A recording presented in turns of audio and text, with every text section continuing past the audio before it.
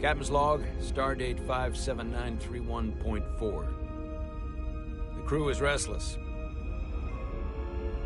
After spending too many months piecing our ship back together, we're finally about to venture out on a new mission.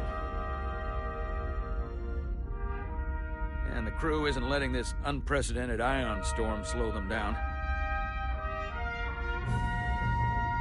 They're ready for something different. I know I am. Perhaps more than any of them. Fortunately, nothing ever stays the same. It's entropy, the nature of the universe. Change is inevitable. And while entropy says order gives way to chaos, in this case, change is good.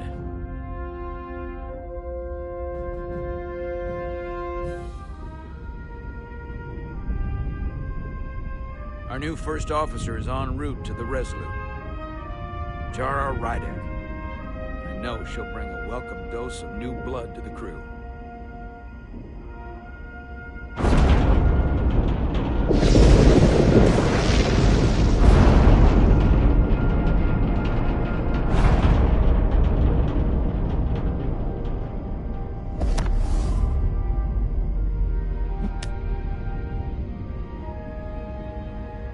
Thanks.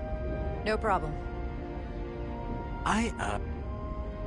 I'm not great with flying. But these little shuttles are the worst. Stick around in Starfleet and you'll be sure to see worse than this. I have. And you're here to talk about it. In the flesh. That's good.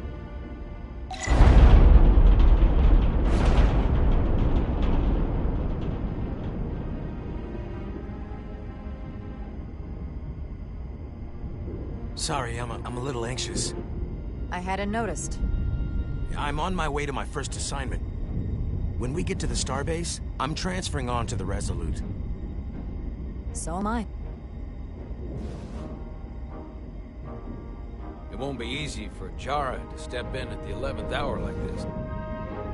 But if she's half the officer I knew she could become when she was a cadet at Starfleet Academy, she'll be the XO this ship needs right now.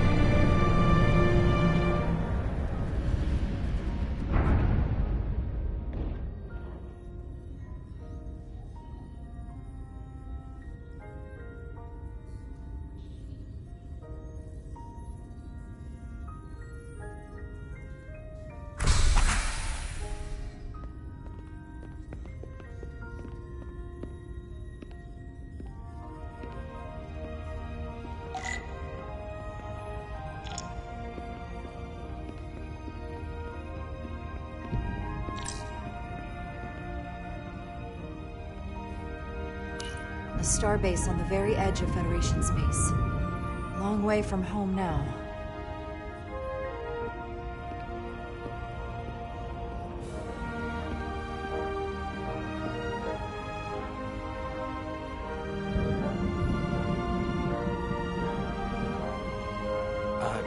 Commander? I'm not usually such a nervous wreck, by the way.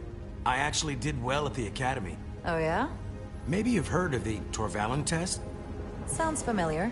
It's a tactical simulator that makes the Kobayashi Maru look like a picnic on Pentaurus 5. Anyway, I finished in the top 20. Not just in my class. I mean, all time. In the history of the Academy. So, there's that. Only top 20, huh? So I guess there's room for improvement. Well, it's really, really hard. So I've heard.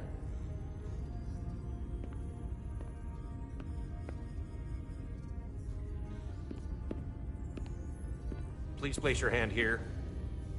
Hold it there for a few seconds.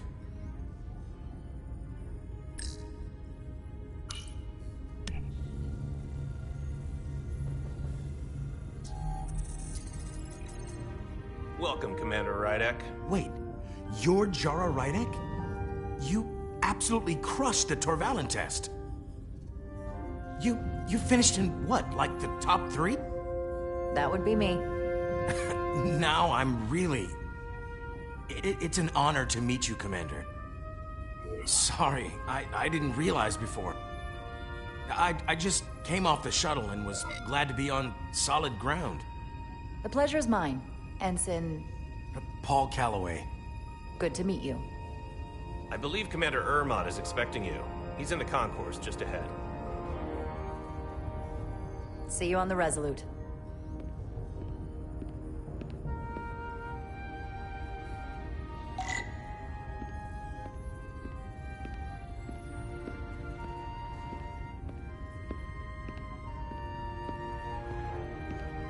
Good day, Commander.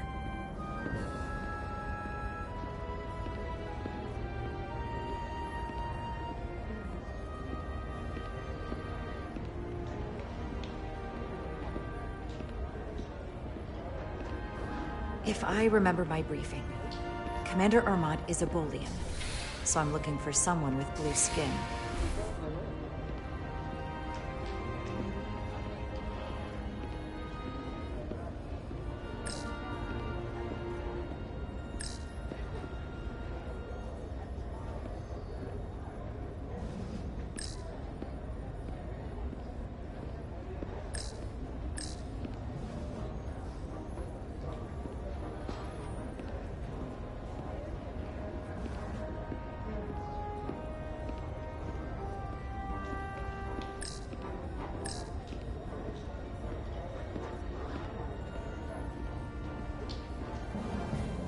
Going to the Resolute too?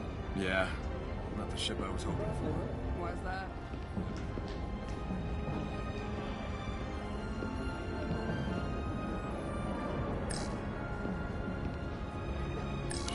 I'll replicate myself a Neil once I'm on board. Excuse me, have you seen a Bolian around here? Yes, sir. Right back there, near the replicator. Ah, there he is. Thank you. Happy to help, Commander.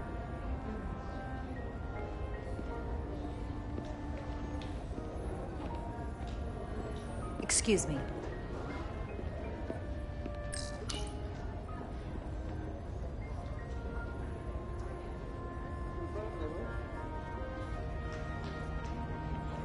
Welcome to the edge of the galaxy, Commander Rydek. I'm Commander Jan Ermont, Operations Officer on the Resolute. Commander? I hope there wasn't too much trouble getting here. This storm isn't making anything easy for us right now. I know conditions are less than ideal at the moment. It was a bit bumpy, but otherwise okay. My apologies. This storm is unlike anything I've seen before.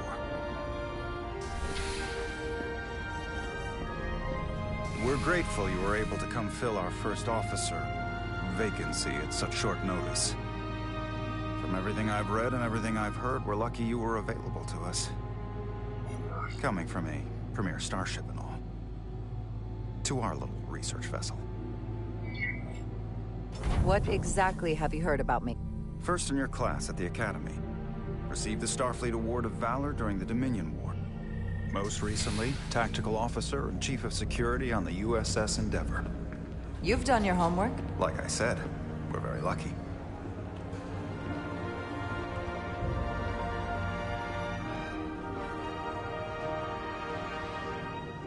The USS Resolute.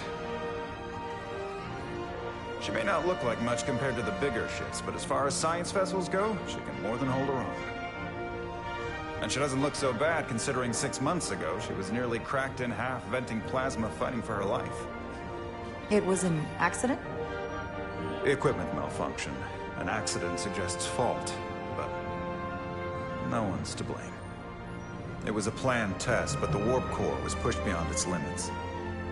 It destabilized the dilithium, there was a runaway reaction, and the warp bubble deformed. We thought we could reach a higher resonant frequency, but it was more than she could handle. Cost us our first officer and 22 of our crew. At the end of the day, we're all responsible for each other. That's what it means to be a crew. I can't even begin to imagine what that must have been like for you. I'm so sorry for your loss. Thank you. It does weigh heavy. There are some things you can't forget. It's been 6 months. What's the attitude among the crew now? Unsettled. But I hope that a new mission will help them move forward. If not, move on. Listen. I realize you've known Captain Solano for quite some time, and I'm sure you're ready to bring your best. But I should warn you that when the captain announced you would be the new first officer, there were those who felt it was a mistake, that he should have promoted from within. So you might want to tread lightly at first. Until they come to value your contributions as much as he does. Thank you. Always good to have a sense for what you're walking into. I just thought you ought to know. I appreciate it. Starfleet has assigned us a high-priority mission to the Hotari region.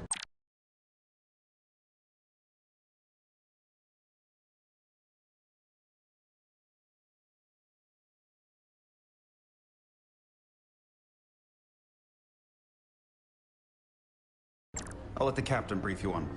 I know he's eager to see you. Will we be mission ready in time? We have every intention. The crew has been working around the clock to get the ship ready. There's still so much to do.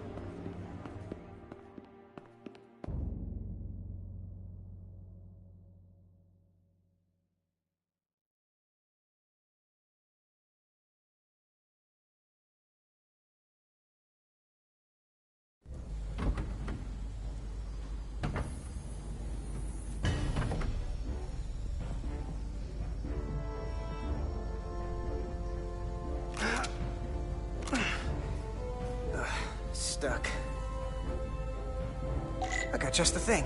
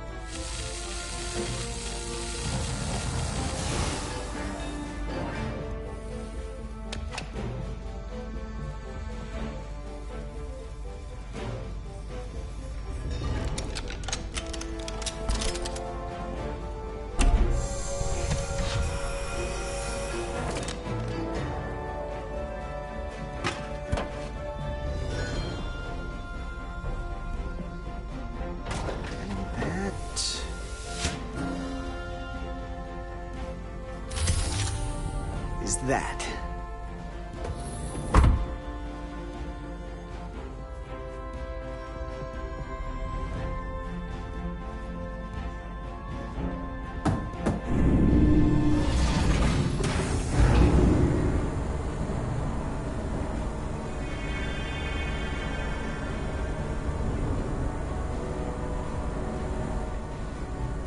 I thought the thing was totally fried.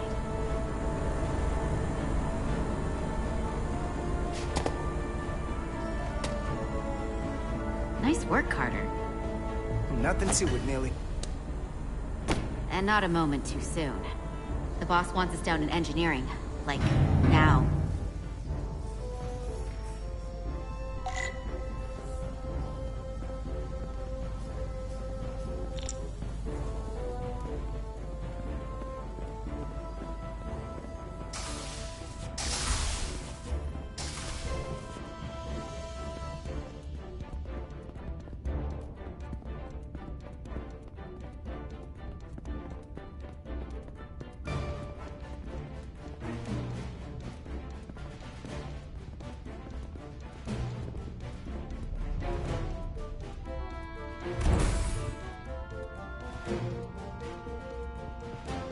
Engineer. I heard the new XO just arrived. Won't be long before we get underway. I just hope whatever Chovok called us down for, it's something good. I can never tell with him. I'd rather not end up degaussing plasma manifolds. Hanging upside down makes me queasy. You and me working together, we can tackle anything he throws at us. Your optimism is positively contagious.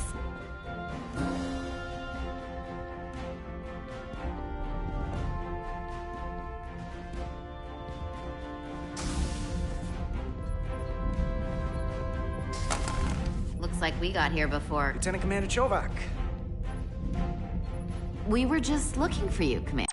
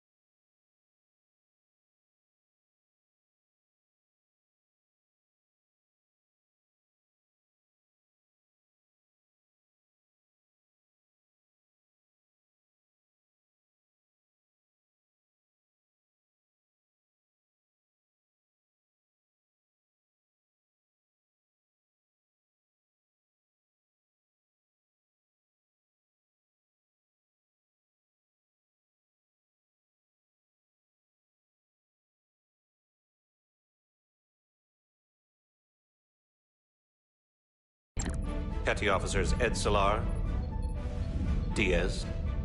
I was beginning to think you would be late. We are all hands on deck right now, which means if you are not at your post at the appointed time, I do not have someone to replace you. A point I have been forced to make to Petty Officer Ed Solar on repeated occasions. Apologies for the delay, Commander. I do not want your apologies. Simply see to it that it does not happen again. So, I don't suppose you wanted us down here to check in before we go off duty? Equip yourselves in EV suits to work on the exterior of the hull. I need you to tune the structural integrity field for optimal performance. The subspace distortions and ionic interference we are experiencing are preventing the proper calibration. But this ship must be ready to depart shortly, despite the storm. The precise nature of these disturbances are not fully understood. But many systems have been affected by the wide band of emissive activity. Whatever it throws at us, we'll be ready. We've got the best chief engineer in the fleet. I am a Vulcan, Mr. Diaz. Flattery is not necessary. All that I require is that you do your job. Right now, that entails critical preparations, because long-range sensors show that these disturbances will be more severe at our destination, the Hotari system. You have your orders. Do not delay. Yes, Roger Commander that. Chovok.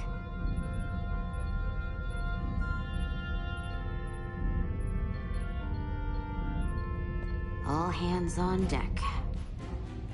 Oh, what's that? All hands on deck.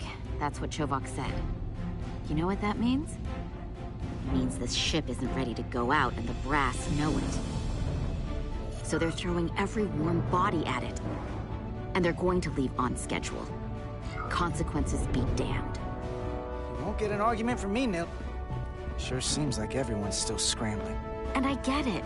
When has a relaunch ever gone off without a hitch? But this isn't just any old refit or any old relaunch. Oh, whoa. Excuse me. A lot of new faces coming on board. It's gotta be tough coming as a replacement. That's for sure. They seem all right. Something that happened 6 months ago while they were off on another ship? Well, that's nothing to hold against them. Yeah, you're right. I guess getting a little new blood on board doesn't hurt. Hold on. Now there's an old face I didn't expect to see again. Hey, Miranda! You weren't gonna leave without me, were you? Miranda, you're here? We thought you were staying on the Adirondack. Transfer came in at the last minute, so I figured I'd slum it on this bucket of bolts. Looks like you got her back together pretty nicely. I wasn't sure what to expect. I'm gonna take the high road here, pretend you didn't say that, and welcome you aboard. He's a better diplomat than I am. He still owes me a bottle of Saurian brandy. Don't think I forgot. Oh yeah, it's coming back to me now. Maybe Carter can rustle up that bottle and we can give you a proper welcome. As soon as we wrap up this quick little spacewalk.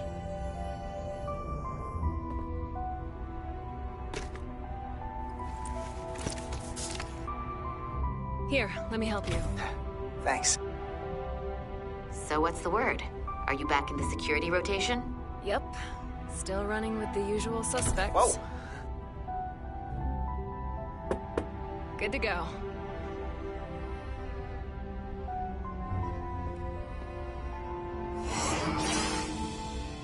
See you on the other side.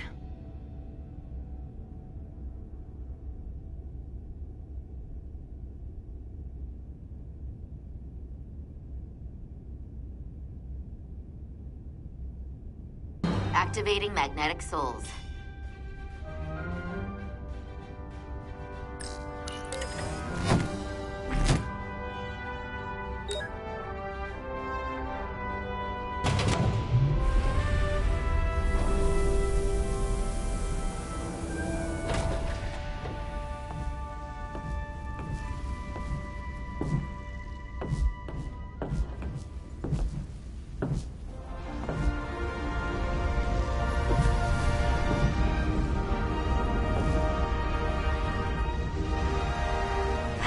Never gets old. Let's go.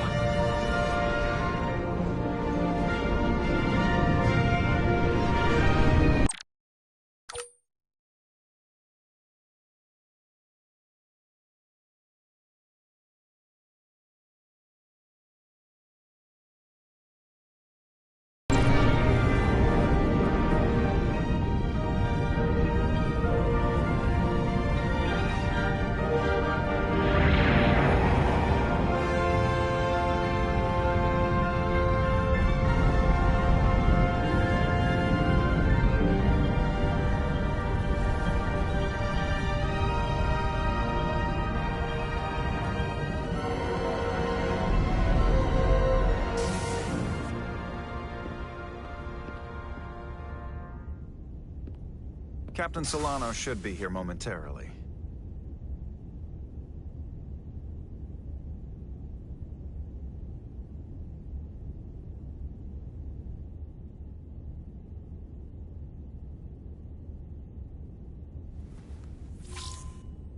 You'll have to forgive me, I don't know much about Kobleods. But my understanding is you need a steady supply of duridium to keep your cell structure stabilized, or bad things start to happen. And we have plenty of duridium in sickbay, so there's no risk of running out. Thank you. Feel free to make yourself at home. And help yourself to whatever you like from the replicator.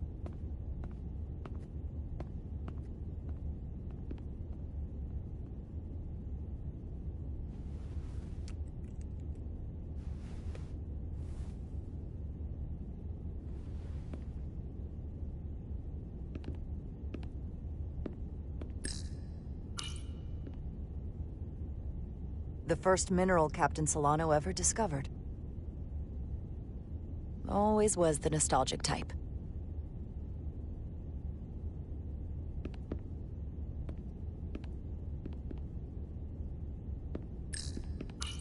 Just a sip of something. Rack the Gino.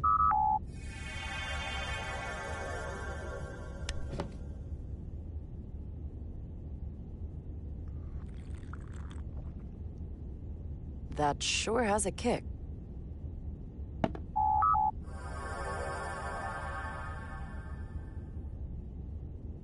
Jara Rydek. Last time I saw you, it was graduation from the Academy. You'd already secured one of the most prestigious assignments possible. And you were burning with enough ambition to fuel 7 trips around the Necrid Expanse. It's good to see you again, Captain. I could not be happier to have you on the Resolute. My only regret is that we couldn't provide you with a warmer welcome. The arrival of a first officer to her new ship deserves a bit of fanfare. But, unfortunately, we've had our hands full with the refit. That would be totally unnecessary. I don't need any pomp and circumstance. You've been here all of 5 minutes, and already you're trying to make us more efficient. I like it. As I'm sure you've heard, we've had a rough go of it these last 6 months. The ship suffered some damage, but not nearly as much as the crew.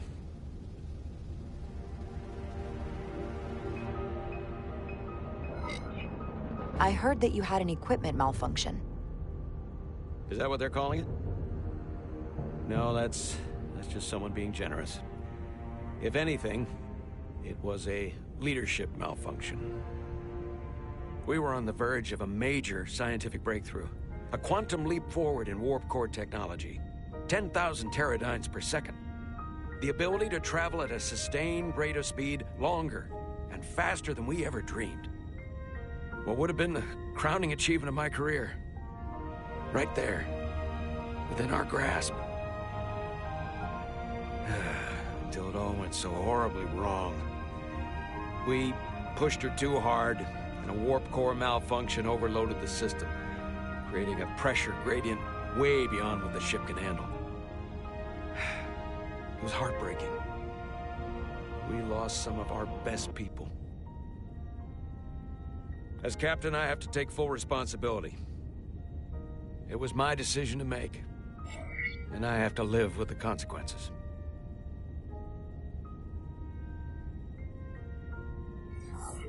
We all know the risks when we sign up. There are no guarantees, as much as we tell ourselves otherwise. True, but as captain, my job is to mitigate and manage the risks as much as possible. And that's where I failed. In my defense, I will say, I might have avoided the whole ordeal if my senior staff had been willing to trust me. There was a lot of pushback from my former XO, and I think that cost me his confidence. I don't want you to pull any punches. Certainly not on my account. But once we decide on a course of action, I need everyone to fully commit to the mission. Anything short of that just won't work. And that's when things start to go sideways. And what happens if they don't? There's a chain of command for a reason.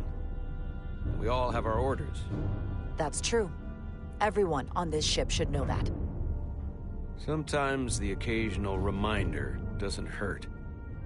Look, I'll be blunt. We can't afford another mistake. Or at least, I can't. I feel like my career is hanging in the balance here. We need a win. Something to restore the crew's confidence. I understand.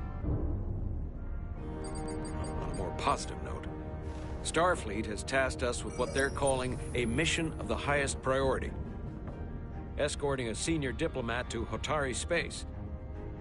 2 previously peaceful and otherwise non-aggressive civilizations now find themselves on the brink of all-out war. So it's a peacekeeping mission? I see it as a golden opportunity to not only prove what the Resolute and her crew are truly capable of, but also a mission for which we're uniquely qualified. This ionic storm. Our long-range sensors suggest it's several orders of magnitude stronger than anything on record. A total anomaly like nothing we've seen before. And you'll never guess where it leads. Hatari. Exactly. Very nearly in the precise location where we're headed. Where I imagine the interference will be exponentially greater. But the diplomat will brief us on the details at the rendezvous. But are we prepared to embark on the mission? As much as I'd like to think that's true, I have my doubts. But I don't want to get ahead of myself. I expect we'll have some rough sledding when we arrive, so I need you to prepare the crew for the worst. There's just one more thing I want to clarify up front.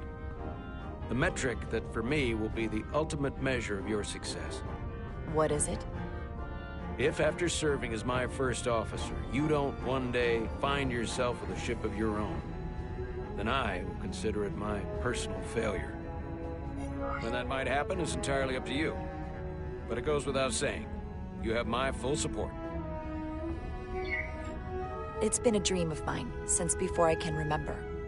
So I would be honored to become a captain someday. As long as you're willing to do the work, you have my promise. I'll do everything in my power to see that it happens. Thank you. Come, let me introduce you to the crew.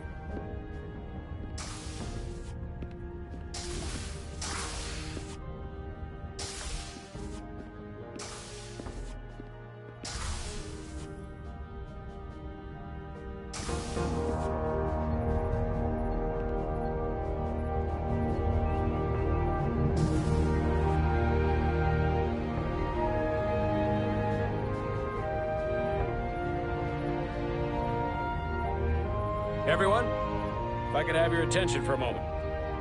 I'd like to introduce Commander Jara Rydek, our new first officer. Some quick introductions. This is Lieutenant Handar, our helmsman, one of the best in the business. One of? Well, what he lacks in humility, he more than makes up for in ability. A pleasure to meet you, Commander. Likewise. Next, we have Commander Westbrook, our Chief Science Officer. I've come to rely on his expert counsel on a regular basis. Pleasure.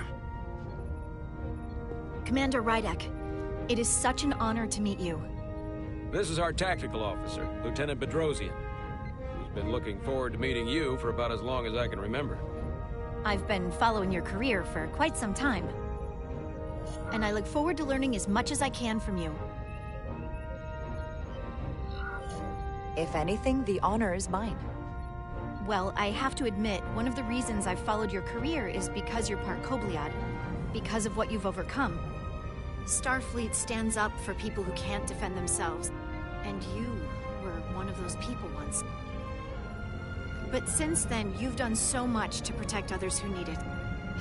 I really admire that. So, you've been something of an inspiration to me. Not that I've done anything close to what you've done, but you definitely set a standard to strive for. I don't know what to say. That's incredibly flattering, thank you. I hope someday I can follow in your footsteps. I'm sure you will. And then, of course, you've already met Commander Ermont. Please, do everything you can to make Commander Rydek feel at home here. I'll be on the starbase. I have an urgent meeting with the starbase commander to get our authorization to get underway. If they drag their feet any longer,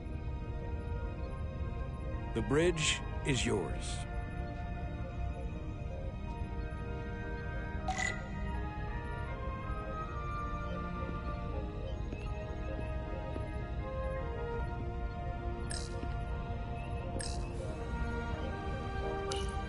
The first officer's seat. My seat. Right now, though, I need to fill in for Captain Solano.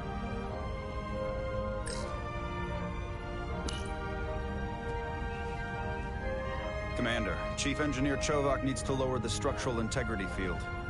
He's sent a crew out to recalibrate the emitters in response to the danger posed by the storm. We just need your go-ahead. Permission granted. Lowering structural integrity field. Now. Entering maintenance mode. Condition blue.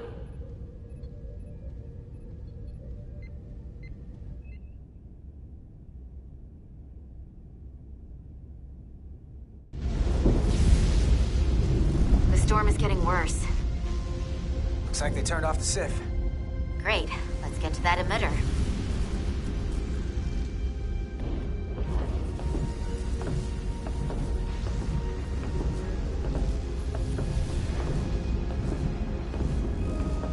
Every time we're out here, I half expect to see her in pieces again. She's still got some scars on her. It adds character. When I joined Starfleet, all I wanted was a ride out of town. But this isn't exactly how I pictured it. On the outside of the ship? No. Sometimes it feels like we're just part of the machinery. Don't you want more than that? I mean, Starfleet is noble and all, but it's still a machine. A massive, massive machine. Yeah, of course I do. Starfleet's an open door. We just have to walk through it.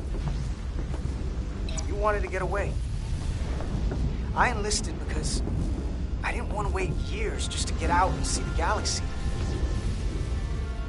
I wanted to go somewhere, see new worlds, look up at a sky no one's ever seen before. Just because I'm cranking a hyperspanner up in a Jeffries tube today doesn't mean that's all I'll ever be.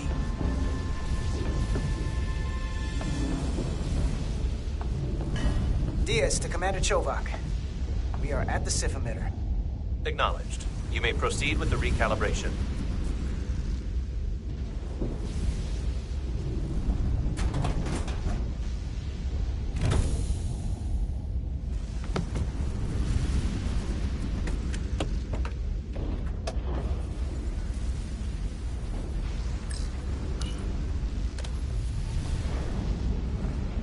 Beginning recalibration.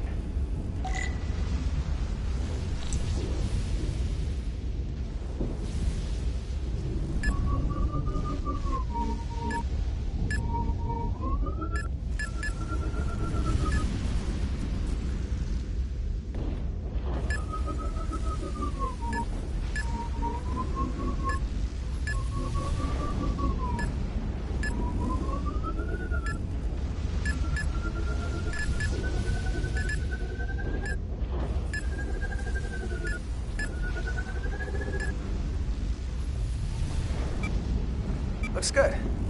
That wasn't so hard.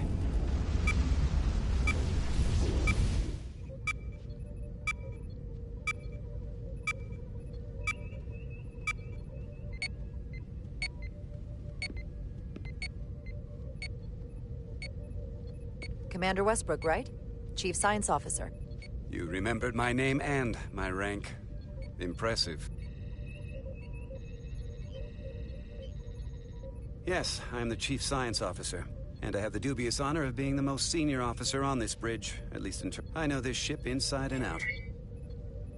Better than just about anyone.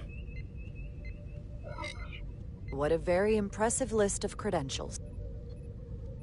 This is a research and discovery ship, first and foremost.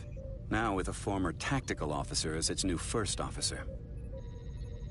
I'm curious, though.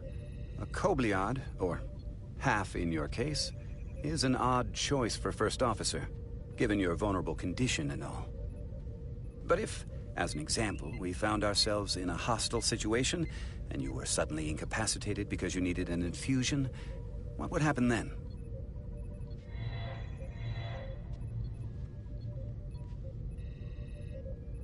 You'd leave Captain Solano without an XO. Granted, that would be a worst-case scenario, but not outside the realm of possibility. That's very kind of you to be concerned about my well-being. But you don't need to trouble yourself on my account. I'll be fine. Well, I wouldn't say I was concerned, just curious, that's all. Listen, can I be blunt, Commander? I see no reason to stop now. Commander Sutherland, your predecessor, was one of the best first officers in all of Starfleet. His record was impeccable and his reputation was without equal. I mean no disrespect, but the shoes you're stepping into are almost impossible to fill. He was loved by the crew. And he was one of my closest friends. So I can only hope that you'll live up to expectations. Hey, we just met. You might like me after you get to know me. They say familiarity breeds contempt, but who knows?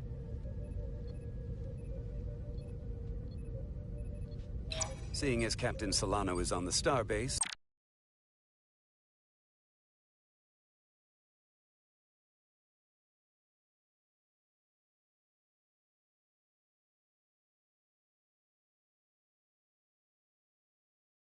Let me give you an update on this ion storm we're flying into.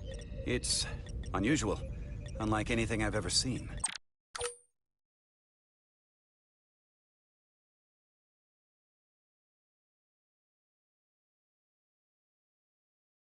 At the moment, I can't tell you if the Resolute will shrug it off or if we're putting ourselves at risk. However, if we learn more about its patterns, its nature, we can come up with a scientific countermeasure. Just a moment.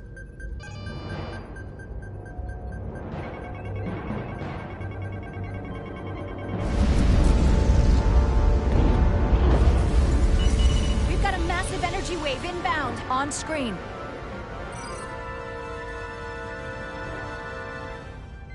Tracing its trajectory. Starbase docking clamps are holding. The storm's emissions are fluctuating, coming in waves. And if my projections are right, we're about to get hit by a wideband burst of ionic energy. Like a tsunami. I'm reading power abnormalities all over the ship. Estimated time to impact, 2 minutes.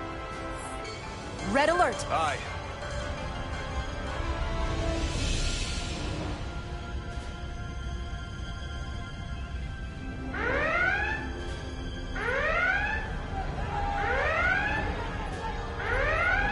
Evacuating main gangway and retracting.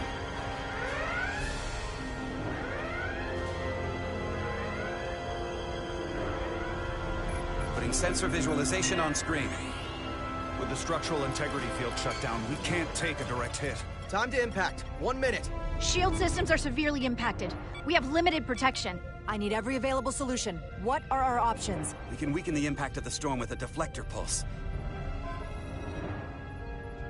Wait, there's a... I'm sending all auxiliary power to the deflector dish. Send the aux power to the shields. We can't reactivate the entire shield bubble, but it's a directional threat. So we can orient all we have towards the wave. You have to believe me. We only get one shot at this. We can't afford to get it wrong. Petrosian, get those shields up. Rerouting power to shields. Stand by. I need a heading. We've only got one shot. Understood. On my command.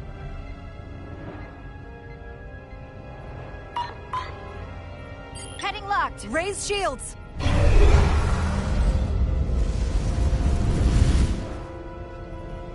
This is it! All hands, brace for impact.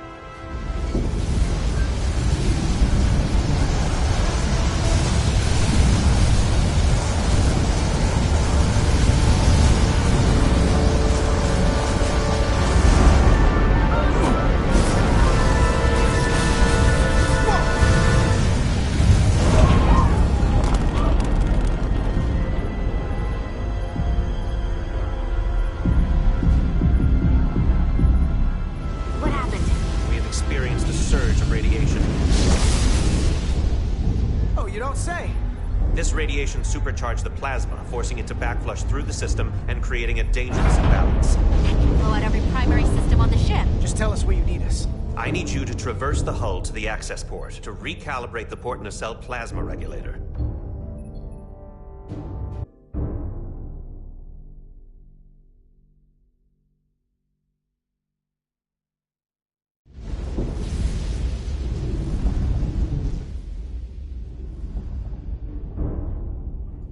We've reached the first access point.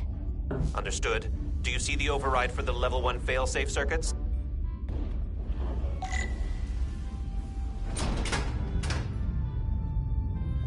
Affirmative. Engage the override. It should allow us to stop the EPS flow to the warp engine without triggering an automatic core shutdown.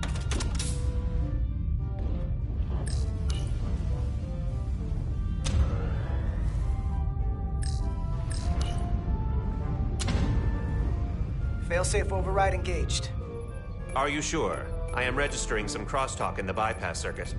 We need to route the signals so they don't interfere with each other.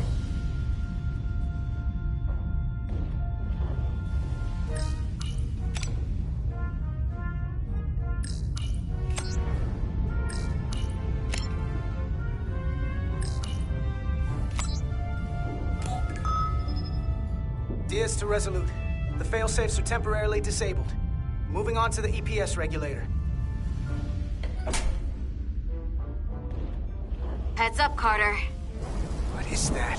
One of the discharges coalesced. It's coming right toward us. I'm gonna try to disrupt it with my phaser.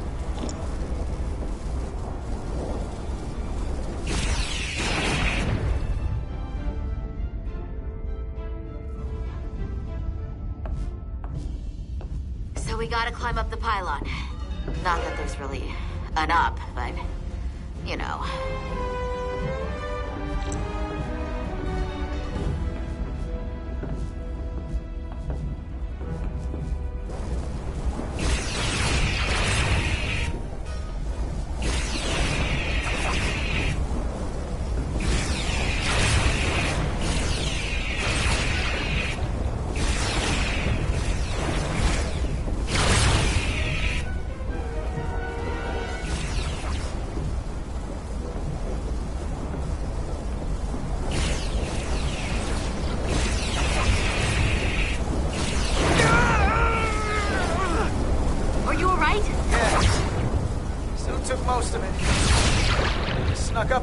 That damaged your suit. Energy density is down to 60%. We're almost to the regulator.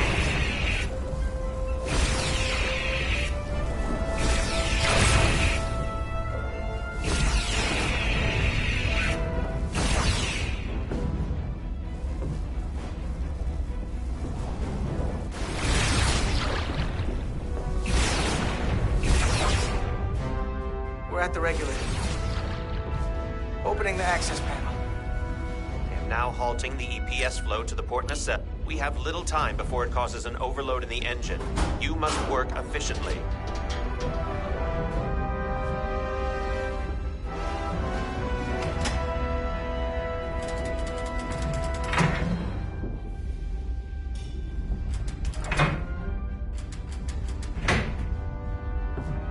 EPS manifold adjusters reset to neutral.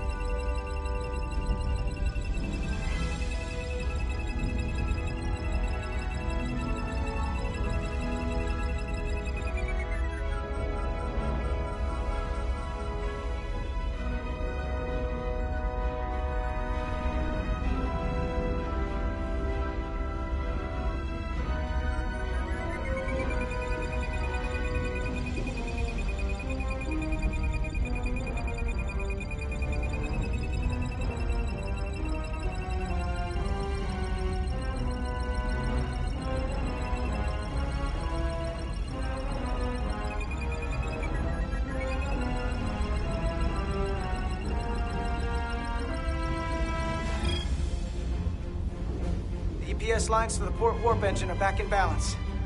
Almost done. Once I cycle the manifold nozzles, Chovak can...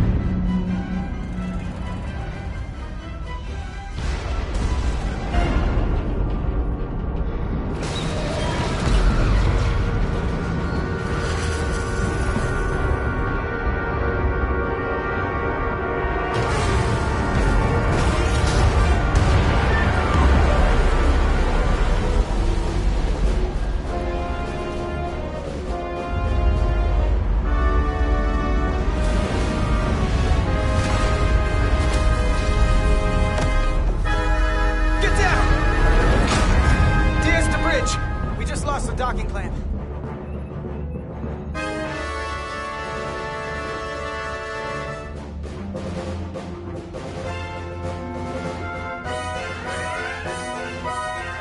We've got a lot of debris coming down. All vibrations, too. We can't finish the EPS regulation in these conditions. Please advise. We have to release the ship from that other docking clamp or the hull will be ripped apart. There's a problem. The clamps are supposed to disengage automatically in an emergency, but it's not working. Not working. What are our options? The docking clamps are fitted with exploding bolts for an emergency release. We've got crew out there. That'd be like setting off a bomb next to them. Maybe there's another way. Starbase is hailing us. Put him through. Resolute, the remaining mooring arm is failing. You need to disengage from the starbase now. The damage to the station will be catastrophic. The docking clamp isn't functioning. We're exploring our options. The option is to detonate the emergency release. Commander, hear me. Reverse the polarity of the hull, which theoretically will repel the docking clamps. And repel the engineering crew right off the hull into the storm. This is Captain Solano. Put me on screen. Go ahead. Captain, we have your call to make. The captain made himself quite clear. They're gonna get hammered with debris out there. Reverse the polarity. There is protocol. And there are lives. Starbase, we're gonna flip hull polarity to disengage the clamps. Yes, Commander.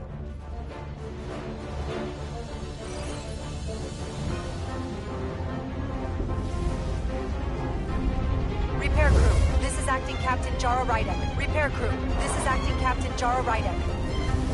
Be advised, tether yourself and deactivate your boots on my mark. Understood. 8, 7, 6, 5, 4, 3, 2, 1. Mark!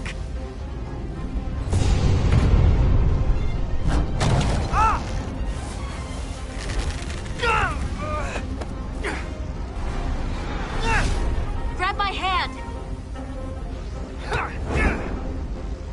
I got you. Thank you.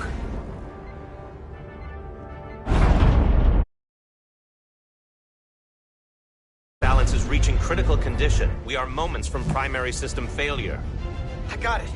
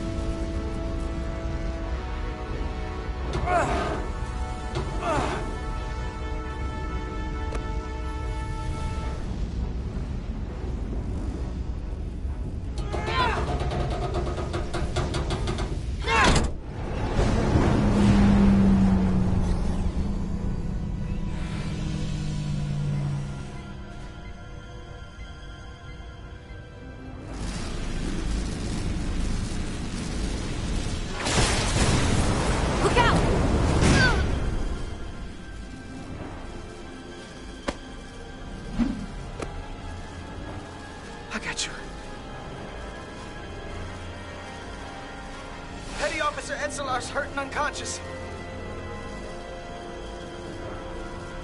I'm gonna have to tow her back to the airlock. Mr. Diaz, the situation has changed. Mr. Diaz, the situation has changed. It has come to my attention that you are at risk of triggering a substantial... But Commander, the way we came is the nearest airlock. There's an auxiliary hatch near you on the far end of the pylon. You must bring Miss Edselar there to access the interior. Roger that. Going there now.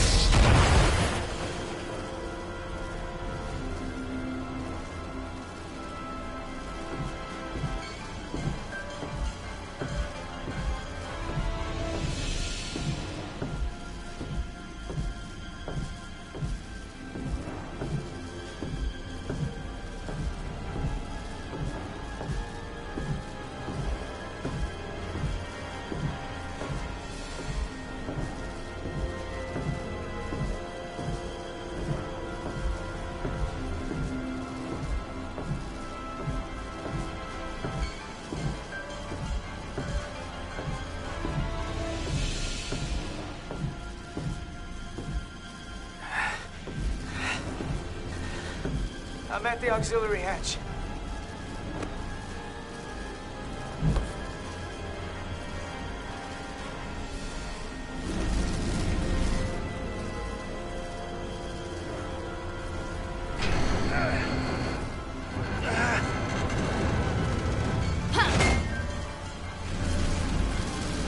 You go first. What?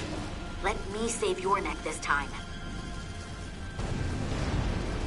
No time to fight me on this. Not on your life. Let's not let it come down to that.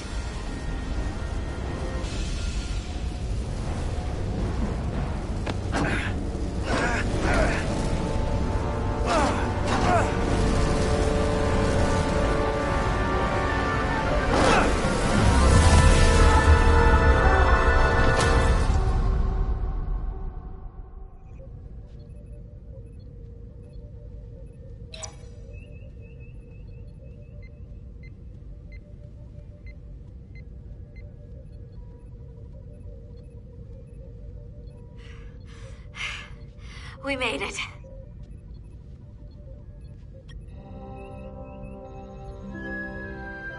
They're safe, bringing the SIF fully online. Do it.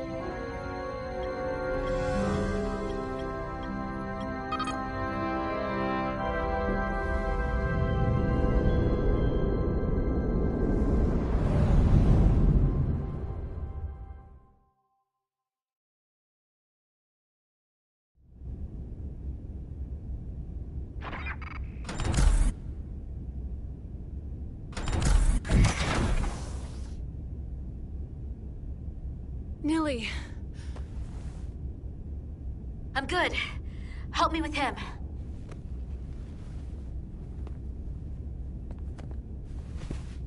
Let's get this off. Medical. Got one wounded at my location. Carter. You don't look so good.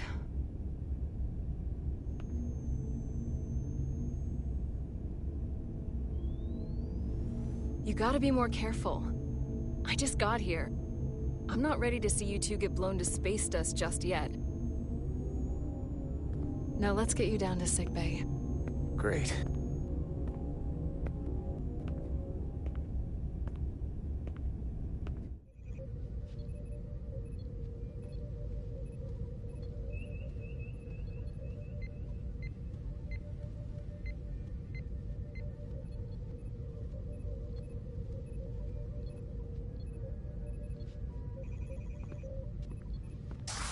Status report.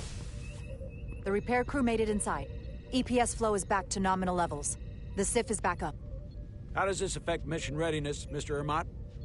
Releasing the docking clamps using hull polarity minimized damage to the Resolute. We'll have some last-minute repairs to make, but if we reapportion some of the staff, we can make our departure on time. As of now, however, we are successfully moored to the station. Good to hear. Send updates to my ready room. Commander Rydek, with me.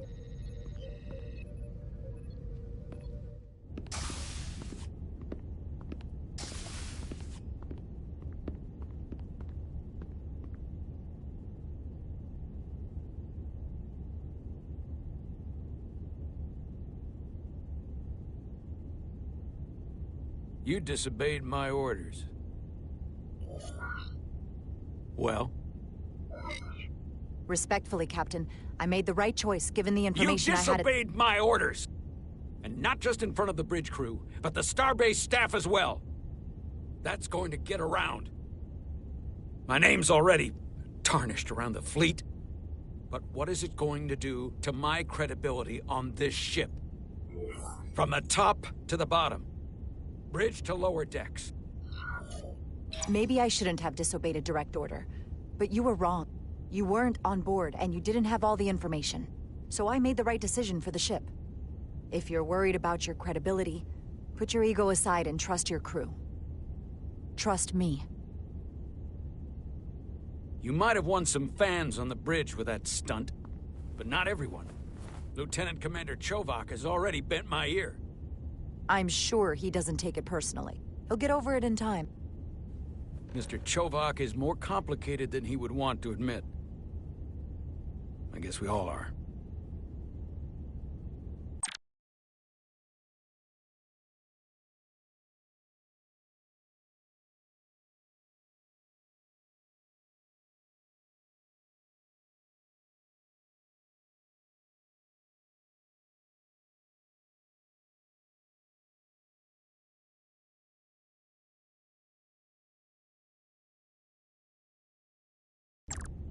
And if I'm being honest, I'm not sure what I would have done in the moment either. You never really know if you weren't in those shoes. So, let's just boil it down to you did what you had to. That'll have to be good enough for me. Am I dismissed, sir? Dismissed? We have work to do. Despite it all, we got our final Starfleet clearance to depart. So if you'll fetch Mr. Ermot, we'll knock out the final details of any outstanding repairs, and then we'll set out for Hotari. Yes, sir.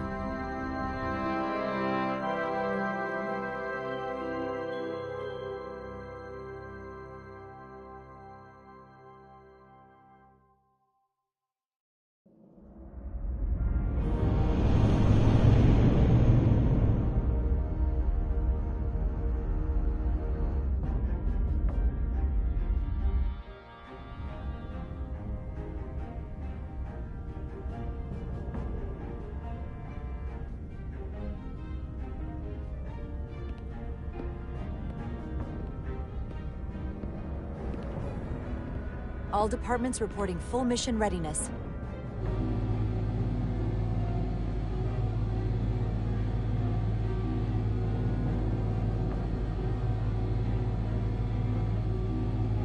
All departments reporting full mission readiness. This is my favorite moment, right now. The start of a new mission is always full of possibility. The Orion Syndicate could sell it as a drug. Don't let the Admiralty hear you say that.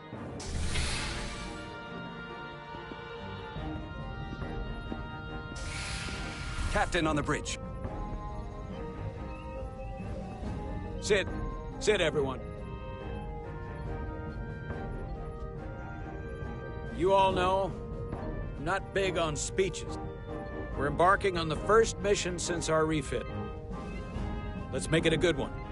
Disengage docking clamps.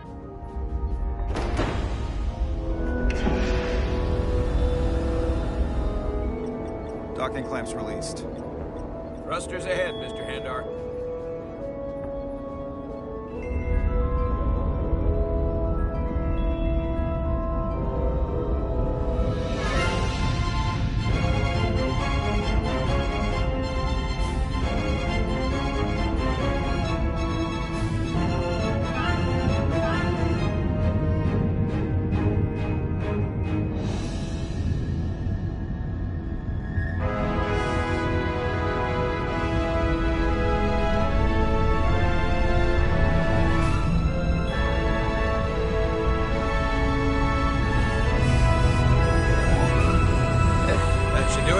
Set a course for the Hotari system. Prepare to go to Warp 8. Aye, Captain. You know what? You take this one. Me?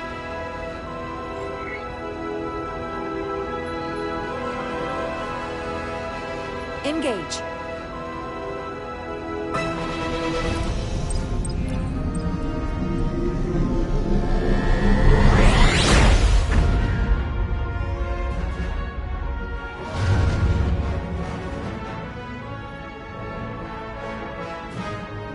Simple, but effective.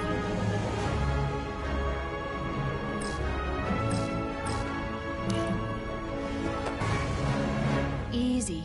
Thank you. I'm fine. Really, You don't look so good.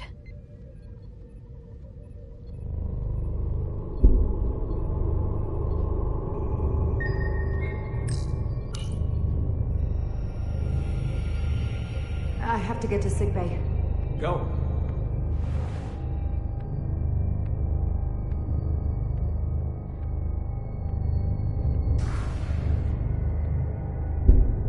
Commander, help me get her inside!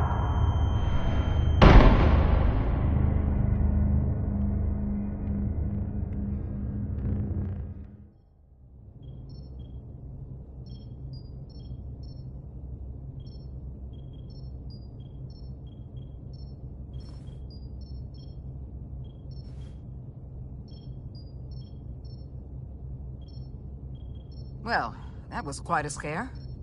A few minutes more and it would have been one of the shortest tenures on record for a first officer. Is that the engineer that was out on the hull? That storm did a real number on him, but he'll live. Just needs rest. You should worry about yourself. Your duridium levels got dangerously low and destabilized your cell structure. This is definitely one of the more memorable first days I can think of.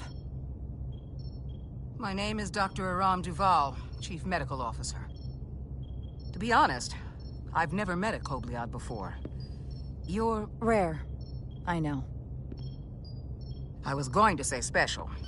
Your people's numbers have dwindled, despite the Federation's efforts to find a more readily available alternative to the duridium you need to survive.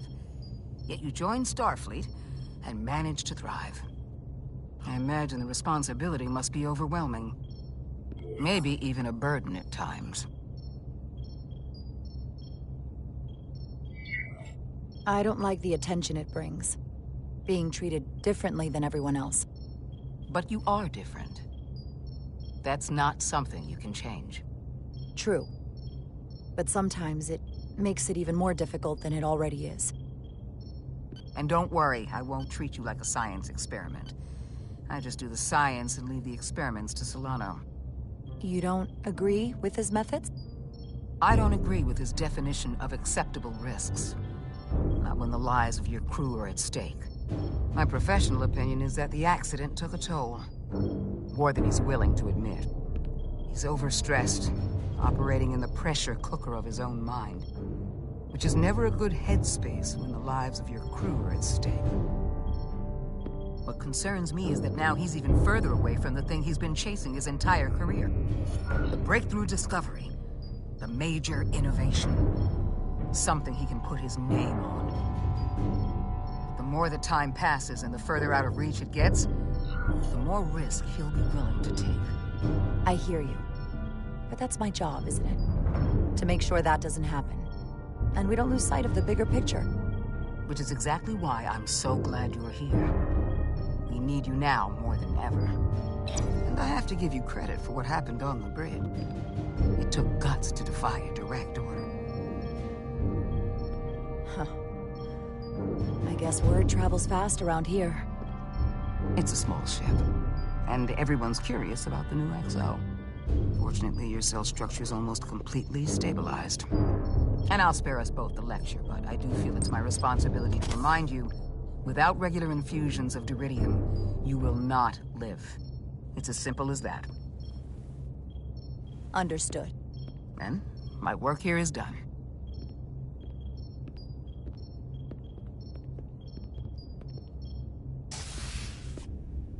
Lieutenant Bedrosian. I came to see if you were okay. We were all pretty worried on the bridge. No one knew what was happening. I'm feeling much better. Thank you. It's just part of who I am. You don't have to explain to me. I understand. I'm just glad you're okay. You trusted me earlier with the shields, and I appreciated that. I want you to know that I have your back. Thank you.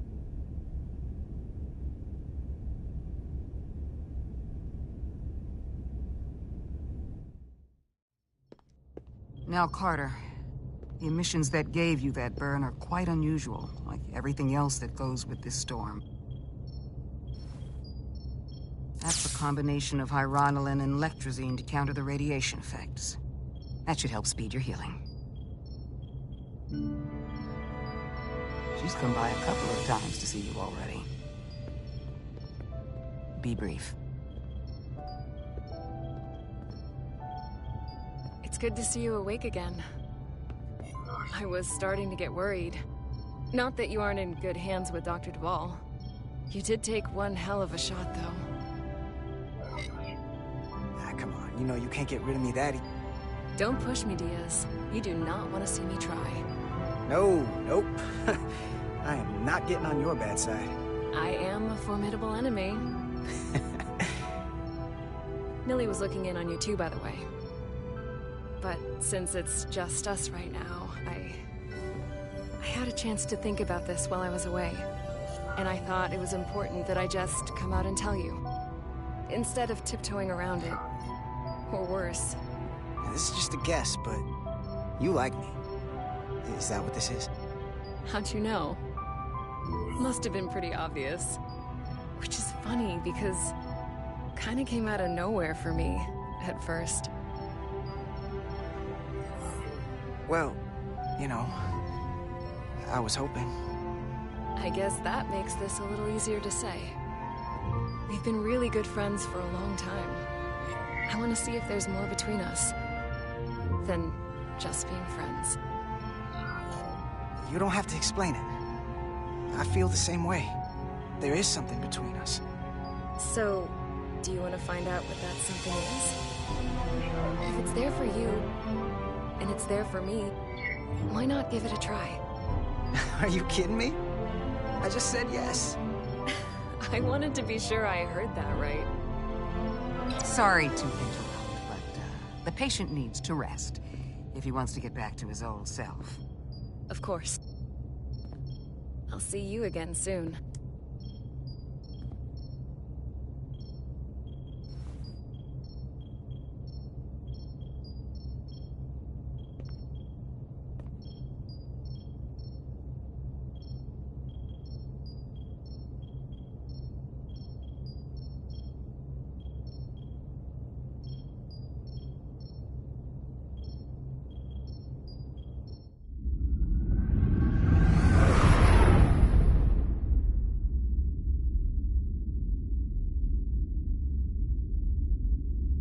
Approaching the rendezvous point outside Atari space. Helm, bring us out of warp. Dropping to impulse.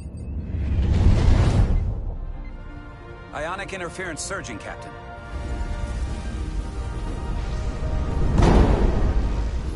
Shield integrity holding. We can take it. We are at the correct coordinates to meet the shuttle. Commander Rydek, find us our diplomat, if you will. Aye, Captain. Let's reduce the noise. Filter out environmental signals. I can manually tune what's left for Federation signal types.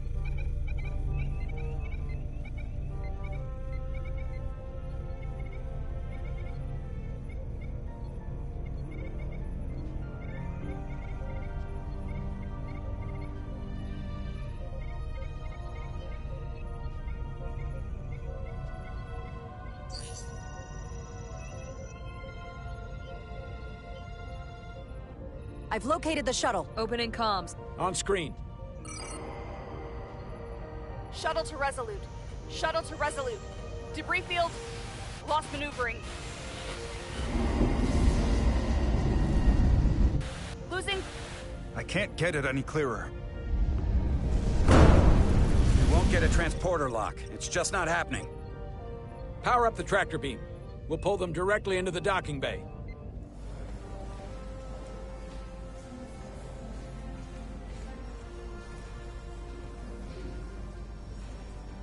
Diaz, you good to run the tractor emitter? Yes, sir. You sure? I'm sure.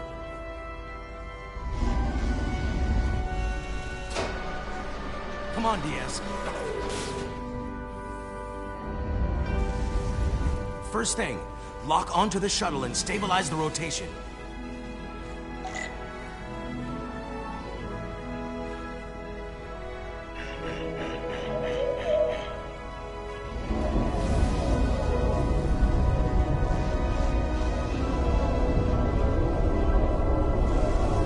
We're pulling in debris. I'm on it.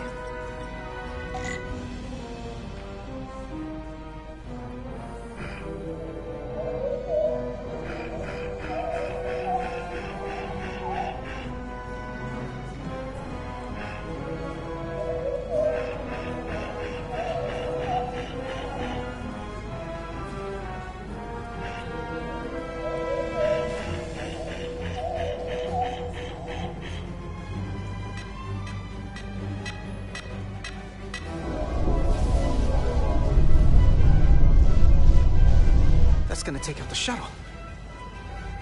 Diaz, the bridge. There's a large piece of debris headed for the shuttle. The tractor beam can't handle it. Can our shields take it? I believe so. Commander Rydek, plot an intercept course. On it.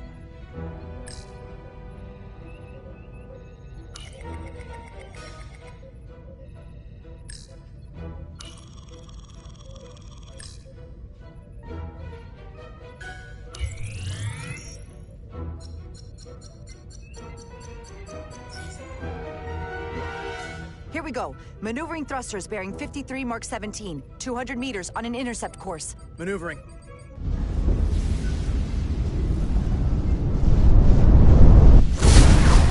Got it. Whoa! Someone's working hard on the bridge.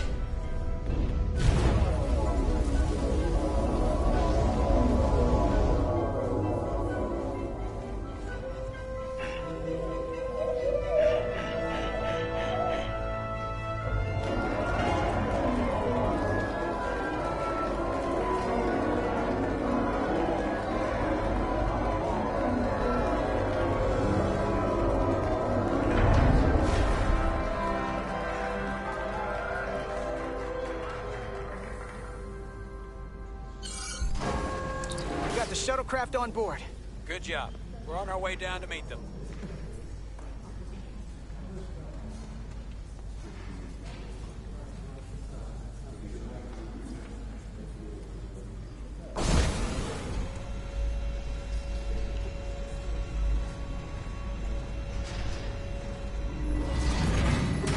Terra firma, so to speak.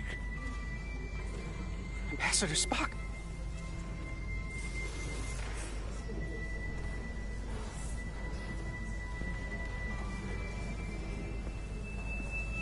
The captain will be right down to meet you, sir. In that case, I will wait for him here.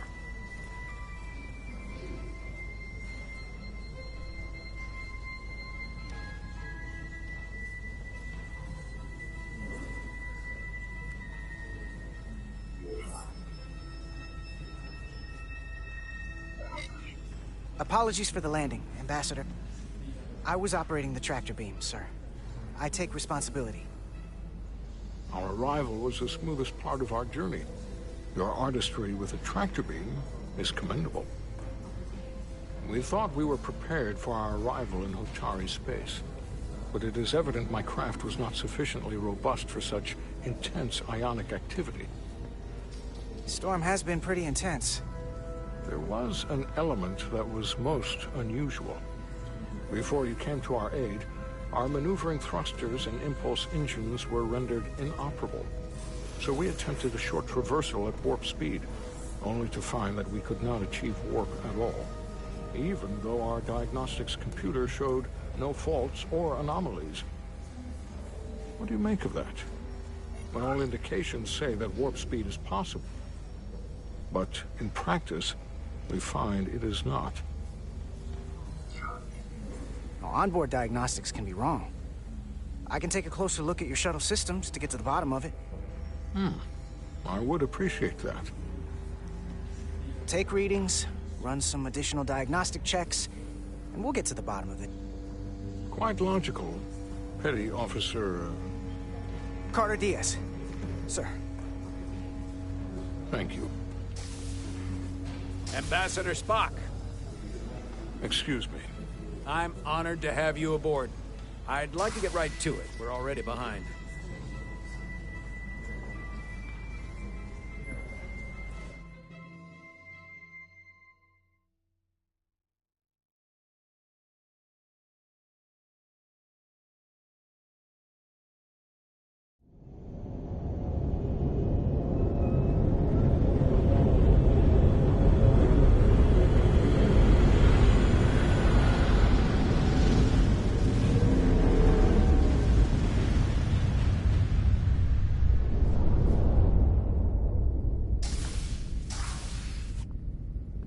Ambassador Spock, my senior staff.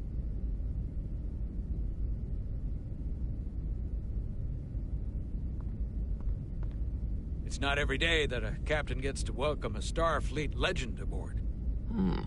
You flatter me, Captain Solano.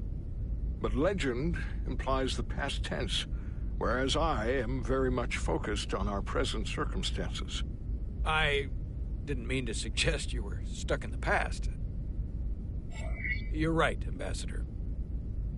Not the most diplomatic choice of words. We're all curious about the future, Ambassador. Specifically, what exactly are we getting involved in here? We got the basics from Starfleet. Two formerly peaceful neighbors are now on the brink of war. Indeed, and the tension between them grows fiercer by the hour.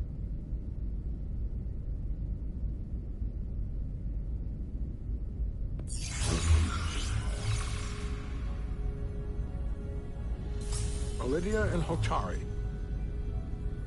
Ilidians are the more advanced species. They made first contact with the Hotari over a century ago. This is Tau, the Hotari moon. It is rich in dilithium, and for decades, the Hotari and the Ilidians have shared a mining operation there. The Ilidians provide the technological resources, while the Hotari have served as the labor force.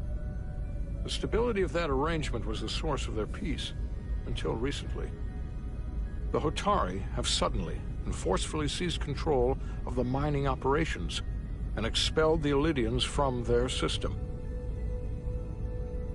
That is the official story, as told by the Hotari when they requested Federation mediation.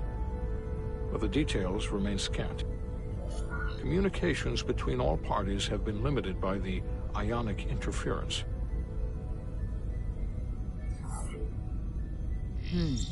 Have the Ilidians retaliated against the Hotari? Or taken any action against them?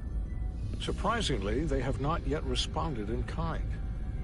They were open to a Federation presence, but it is unlikely the relatively primitive Hotari forces would stand a chance against the Ilidian fleet in open war. Left unchecked, this conflict will result in more bloodshed, which is what we are here to prevent. And the dilithium trade hangs in the balance. Clearly the Hotari have been exploited in this relationship. Maybe we can persuade them peace is the more profitable alternative for everyone. They both profited from the mines. And for the Hotari, something is better than nothing. Peace is our objective, after all. We can call it profitable or mutually beneficial, but at the end of the day, the Hotari are still being exploited for their own resources. True peace is not merely the absence of war. And as such, this conflict will surely come again.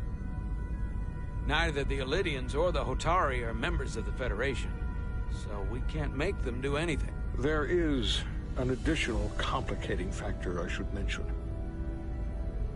In the past, the Federation has relied on the Ilidians as a source of dilithium. That certainly changes things. Federation sources its dilithium from a lot of places. Yeah, and this is one of them. So we've already played a part in this. Unfortunately, that is indeed the case, Commander Rydek. We're morally obligated to make this right. Hold on. Our only obligation is to negotiate the peaceful resolution of this conflict.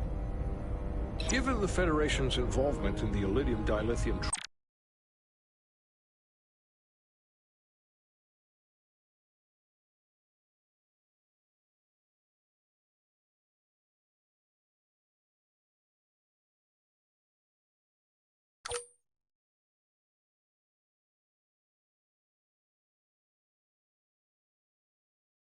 trade, Captain Solano and I must make every effort to appear neutral in these negotiations.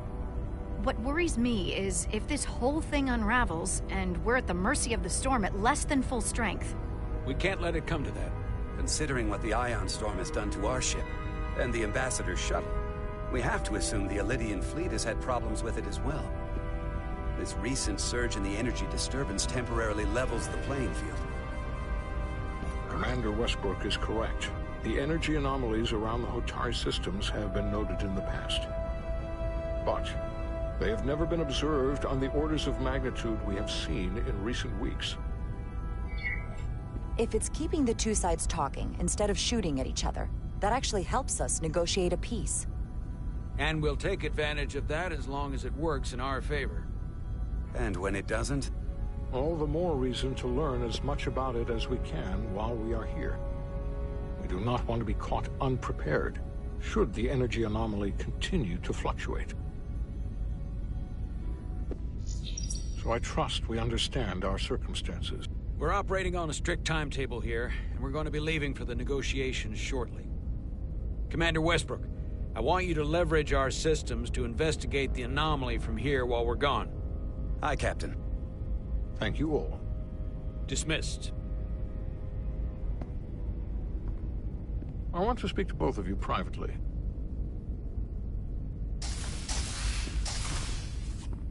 Ambassador Spock, I'd like to make a formal introduction. My first officer, Commander Jara Rydek. Commander, as you are aware, there are limits to what Captain Solano and I can do in our official capacity as representatives of the Federation. But someone in an unofficial capacity, your first officer, Commander Rydek could ingratiate herself to certain parties behind the scenes, where they may be more candid in revealing information that could lead to a resolution. She certainly goes her own way. Maybe that helps in this case. It would be unconventional. I'm perfectly happy to work outside the lines. And by extension, you will be doing your duty, Commander. Just not too far outside the lines. Well, I hope Commander Rydek will have more luck finding out what really happened than we will through official diplomatic channels. The fate of the negotiations, the interests of the Federation, and the prospect for peace may very well depend on.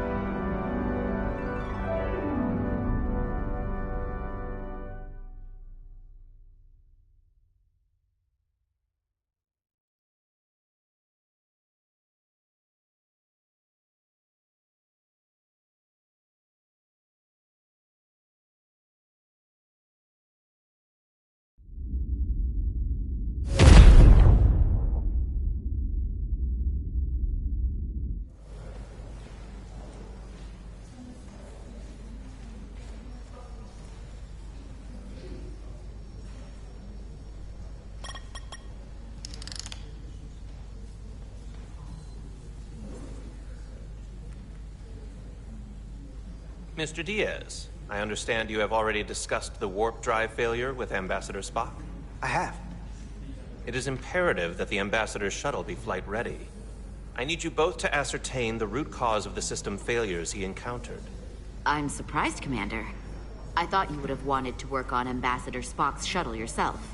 I respect the Ambassador and his many accomplishments, but I do not derive any satisfaction from interacting with his shuttle as if it were somehow transubstantiated through its association with him. Especially when I have the entirety of this starship to concern myself with. I am not the chief engineer of this shuttlecraft. When you look at it logically, yes, it is just a shuttle. No different than any of the others. There is plenty that is different about it, and that is what you are to investigate. But please limit your findings to observable scientific phenomena. We'll try to restrain ourselves. Then I will leave you to it. Make note of any abnormalities in your report. Carry on.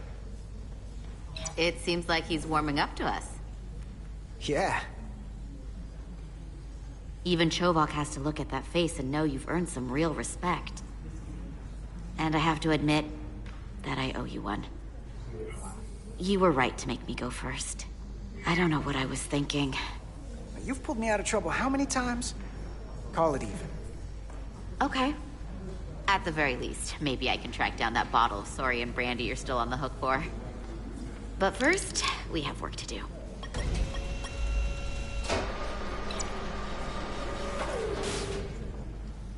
Ready to go? All set. Let's run the diagnostic.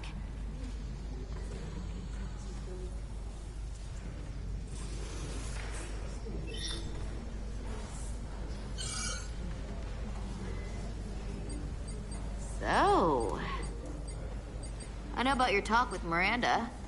You do? She sent me a Priority 1 dispatch right after your conversation.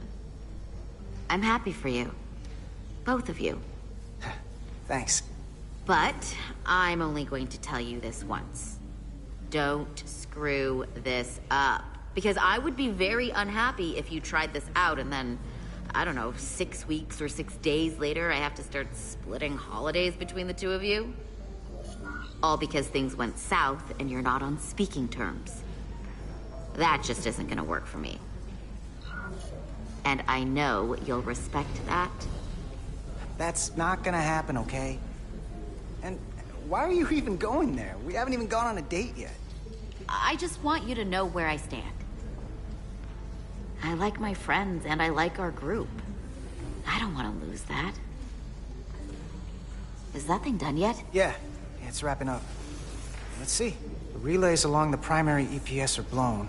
The backup relays are all intact. An EPS overload from the warp drive could cause that. But how did the shuttle end up dead in the water? Huh. Well, maybe the ship's data recorder can tell us something.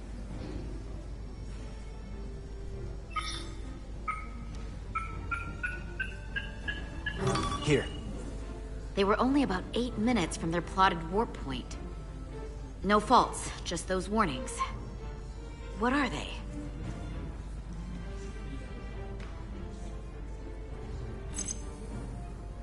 Subspace variance out of tolerance.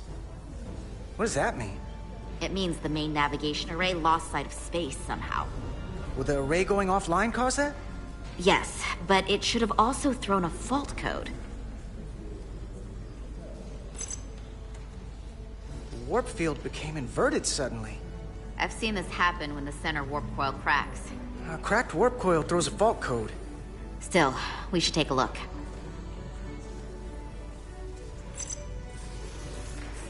There was a complete warp cascade failure. Wow. They're lucky the shuttle didn't turn inside out. Makes me think the computer panicked on the warp field equation. Any one of these failures should have thrown a fault. If it was caused by a system failure. None of this caused the relays to blow. Roll forward to when that happened. Yes, ma'am. So here, they take a moment to get their bearings and they attempt to re-engage the warp drive. There. That's the relays blowing. And look, there's another warp system alert. They're all the same. Subspace variance out of tolerance, or warp inversions. Finally, there's a complete warp cascade failure. Then it's one of two things. Either a warp coil is cracked, or the navigation array is offline. That makes sense. Divide and conquer. You want to check the warp coils or the navigation array? I'll check the other. Let's not overcomplicate this. One of these systems is likely broken. I'll check the navigation array.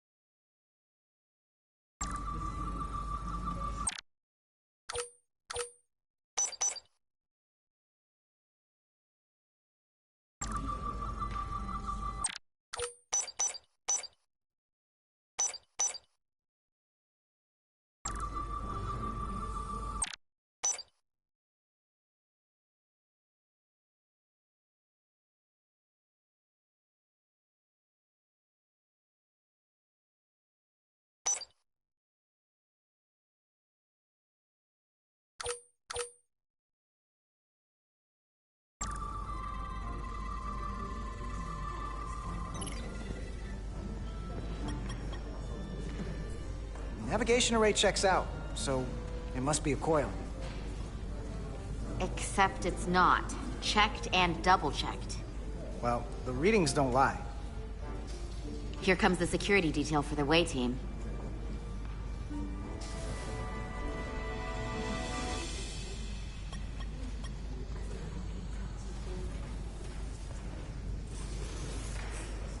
Hey. I'm not here. We're escorting the negotiating team to the surface as soon as they come down from the bridge. I don't want to interrupt some important work. I was just hoping to see you before I go. The captain and the others will be here any minute now. Should be an interesting ride down to the surface. Come on, I'm never too busy to make time for you. That's not true. No. But I am glad you came by. No, that's more accurate. I gotta be precise with you, huh? Hey, Maris. Aren't these those button pushers you're always hanging out with? And you're the phaser jockeys we always beat in Parisi squares, right?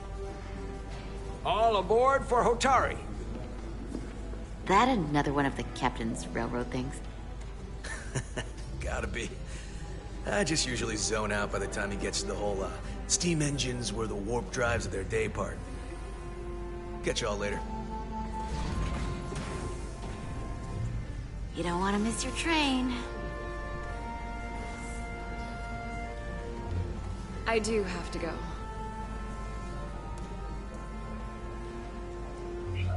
Not gonna lie, I'd rather not leave right now.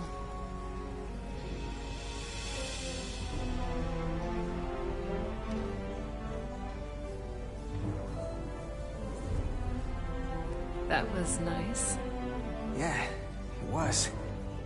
Save some of that for when I get back. You got a deal.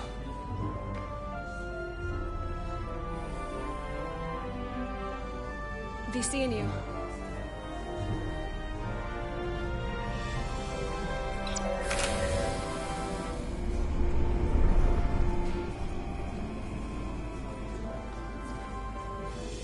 Salar de Diaz. If you could float back down to reality, we still have a ways to go. All right, where were we? So, the warp coils in the navigation array are fine, but the nav computer doesn't seem to think so. I'm out of ideas short of field stripping the shuttle from bow to stern. You wanna take this out of the shuttle and throw it on the bench? Oh, real hands-on maintenance. I like it. Okay, the nav computer is patched into the ship. The ship's computer can double-check our work. If the shuttle's nav computer is putting out false data, we'll know it. Let's run through the shuttle's logs again. Running now.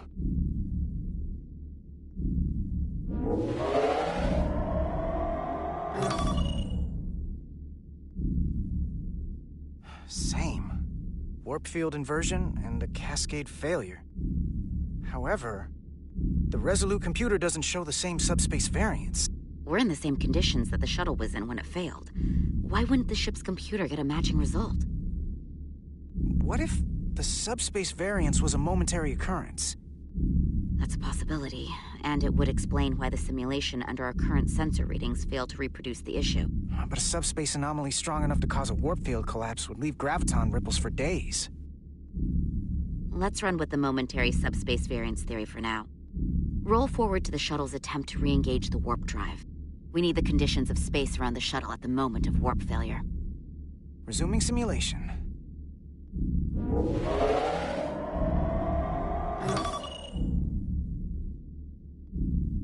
Error in warp field calculation. Cochrane formula variables are out of range. That right there. Take the shuttle sensor data from that moment. Computer, why did the warp field calculation fail? Warp field pressure returned non-orthogonal. Results are undefined. That doesn't help. Wait, what if we use a different ship?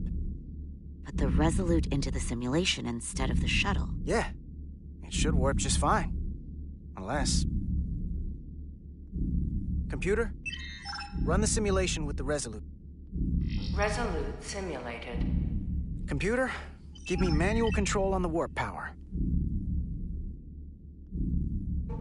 Static field intensity, warp Warp 1.1, 1.2, 1.3. Warp pressure is destabilized. Error in warp field calculation. The warp drive has experienced a system-wide cascade failure. Warp field collapsed. Subspace variance is out of tolerance.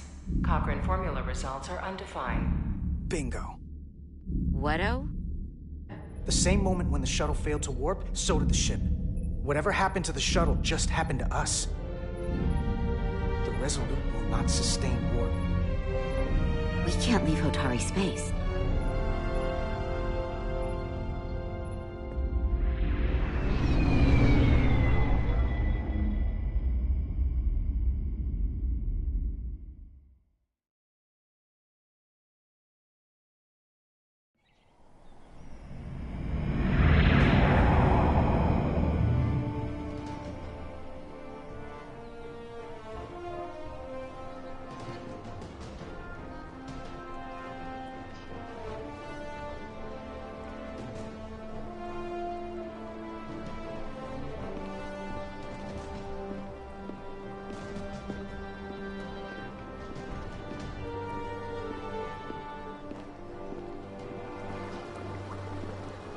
Ambassador Spock, Captain Solano, welcome to Hotari.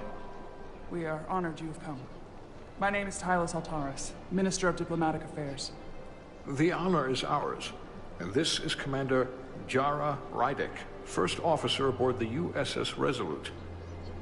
You'll find she has a keen mind, and unique insight into the dynamics between the Hotari and the Illydians. We are honored to be here, as representatives of the Federation. I'm so glad. These must be the representatives of the mighty Federation. The reigning authority in the galaxy. Or so we've been led to believe. Whether that's true or not remains to be seen. But, either way, we're grateful you've made the time to come to our little corner of the universe. And you are? This is Galvin, and this is Sidron, the heroes of the revolt in the mines.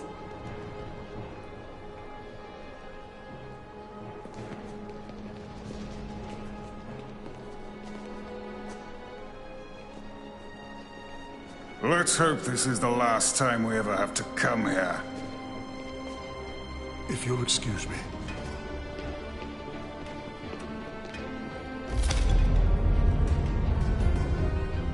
I think we're about to begin. Did you hear the arrogance from that guy? I don't know what we're walking into here, but that guy was something. That may be true. But let's keep an open mind going into the negotiations. Hopefully he's just one voice amongst many. Then let's hope he's the outlier. The Hotari have invited us as their guests, so we must show them the proper respect.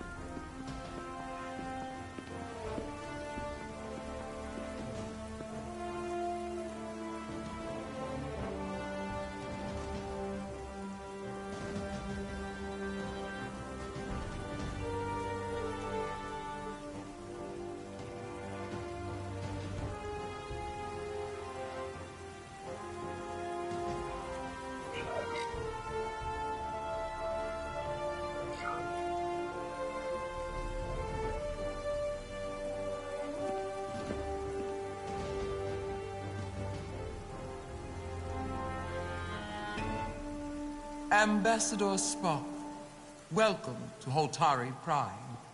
The honor is mine, Your Majesty. That the Federation would send one of their most respected representatives is not only an honor to the Hotari people and their queen, but a recognition of our stature and importance. Let's get on with it, shall we? With all due respect to the Federation and their ambassador, they have no authority here. We are not members of their alliance. We are not subject to their rule, nor yours. We demand the immediate return of all mining operations to Elydian control, as it has been for centuries and will be for centuries more. That has always been our understanding. That understanding has changed. Then you invite war! And if you cannot remain silent, you will be silenced. But his point is well taken. What is the Federation's interest in this matter? Perhaps you would have us trade one oppressor for another? The Federation remains neutral. Our only interest is the peaceful resolution of this conflict. We are here at your request, Your Majesty. For now. I'm trying to keep an open mind here, but it's not easy. I thought they wanted us here. Was there something you wanted to say, Captain? Oh, no. My apologies. And what about the Kobliad? She's not part She of... can speak for herself, can't she? Then let her.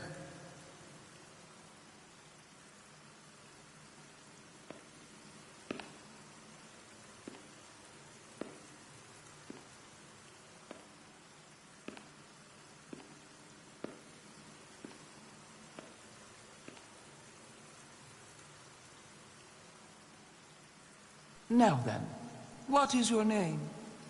Commander Jara Rydek, Your Majesty. Being a Kobliad, you would know better than anyone. Your people suffered brutal treatment at the hands of the Cardassians. Their injustice towards the Kobliad is as unimaginable as it is unforgivable. Not unlike how we have been treated by the Elydians.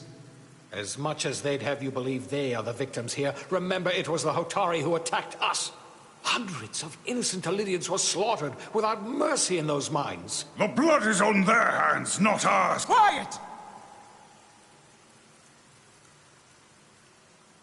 If after all the Kobliad suffered, you finally had the chance to right that wrong, to get out from under their control, would you take it? Or would you negotiate a peace?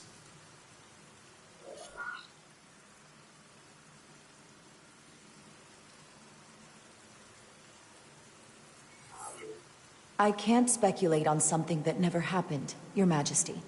Sadly, that opportunity never came for the Kobliad. No, it did not.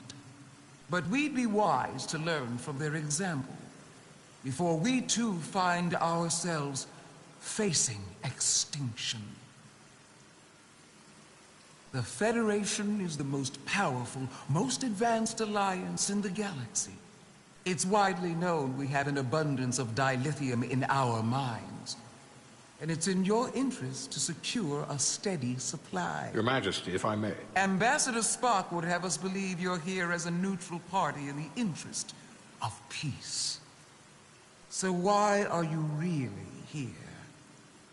I want the truth, not your Federation rhetoric.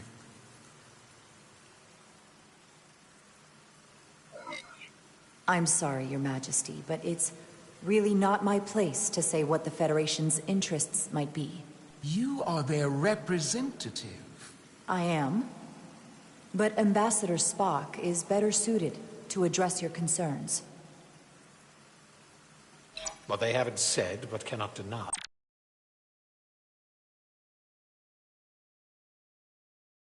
Is a simple truth.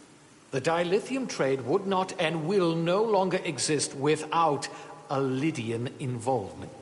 We created it for the benefit of everyone, especially the Hotari. We've given them warp technology. We've let them share in the profits. We've made their lives infinitely better than before dilithium was discovered. All of that goes away if the Federation turns a blind eye to their treachery. That is enough of your lies! The Hotari are quite capable of running the mines. We've done so for centuries. So tell me, who deserves control of the dilithium trade and the mines on Tau? Who should the Federation recognize? The Hotari or the Alidians? Can only be one or the other, not both.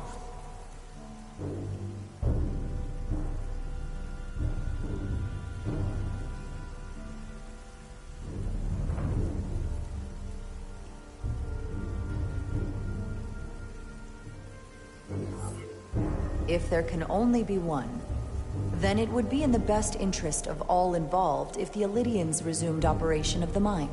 And that is why we should not trust our fate to the Federation. She speaks sense. You do well to listen to her. And you do well to hold your tongue. We will take back our minds by any means necessary. Then you will see more blood spilled. I am more than willing to address your concerns, Your Majesty. Yours as well, Representative. But I suggest we could have a more productive conversation with a smaller group. Perhaps only the most essential representatives.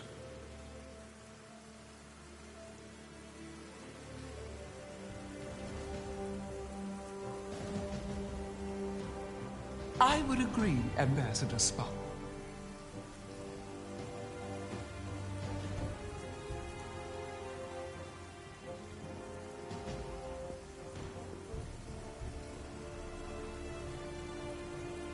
I think this is best left to those of us with more experience in diplomatic matters.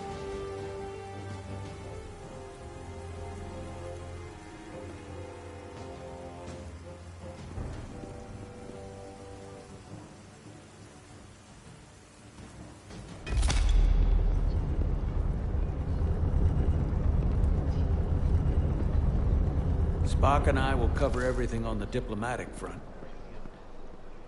You make nice with the locals and see if you can get some answers. We need to find out why the Hotari are so willing to risk war. What happened in those mines?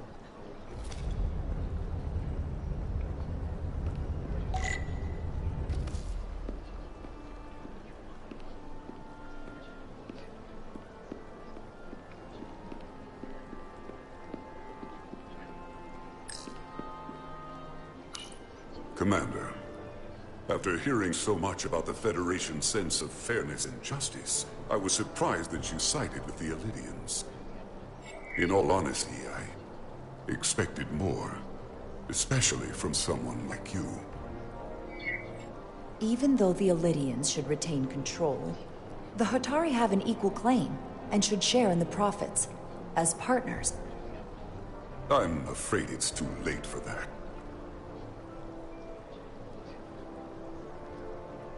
I assume you were there the day the mines were seized from the Alidians. Not seized. Reclaimed. And restored to their rightful owners. Yes, I was there. We had to be decisive, before the Alidians could even realize their worst nightmares upon them. I'm curious why the Alidians haven't fought back. They have the ability to retake the mines anytime they want. Ability is one thing. Courage is another. The Alidians know any hostile action on their part will not end well. They respect one thing above all else, and that is force. The greater the force, the more certain the outcome. Any talk of making peace is just that, and worth little without the strength to secure it. Which makes me wonder about your ship, the Resolute. Undoubtedly the Federation's finest warship. Ready to contend with anything the Alidians might have in store. Or is that not true? Maybe I've misjudged it.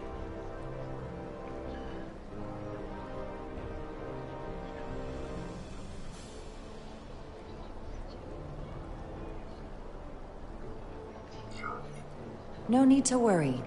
Even in a worst-case scenario, the fleet is always within reach. But it would probably take them quite some time to get here. Maybe. Or we might have other ships in the sector.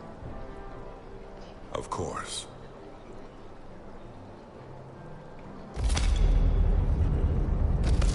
Sidron, A pleasure meeting you, Commander. I'm sure we'll cross paths again.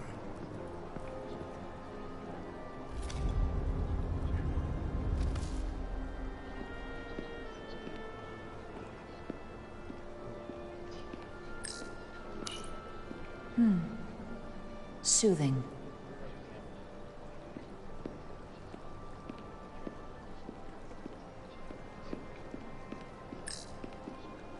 Commander Rydek, I have to admit, I was surprised when you said the Illidians should control the dilithium trade. I was under the assumption the Federation was neutral. But maybe I was wrong. I can assure you, we aren't on anyone's side. We are, and will remain, completely neutral. You have my word. I hope that's true. For all of our sakes. I saw you speaking with Sidron, our national hero. I'm curious, what did he say? He seems to be of the opinion that negotiating for peace is a waste of time. Because force is the only blunt instrument he understands. He's a miner, not a diplomat. For the first time in our history, the Hotari have the upper hand. We see ourselves as strong instead of downtrodden. New voices have risen up. Old voices shouted down. Galvin and Sidron have become national heroes. Now, they have the Queen's ear.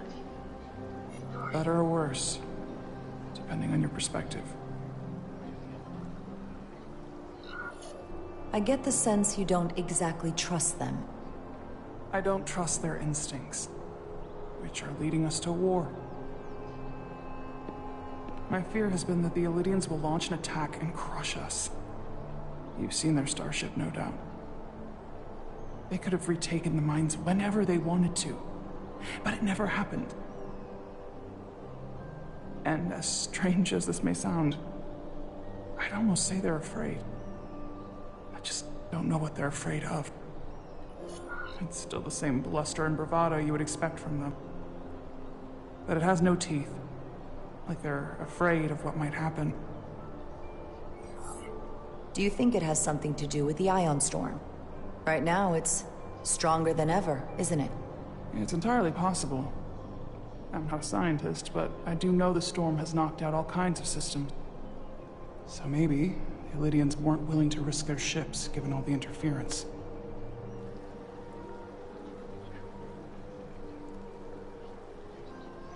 Since the day of the revolt, Galvin has seized control of the mines and restricted all access.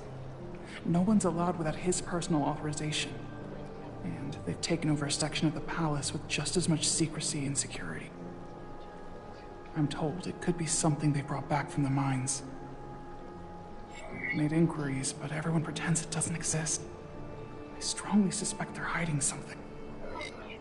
Why would they do that? I don't know.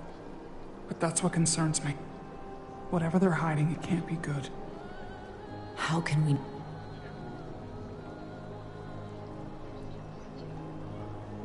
I'd better see what's happening. Do you think you can find out what they're hiding? I need to see proof of something before I can make my case to the Federation. I can try, but even if I found it, I might not know what to make of it. Take this. You can use it to capture whatever you find, and then send it to me.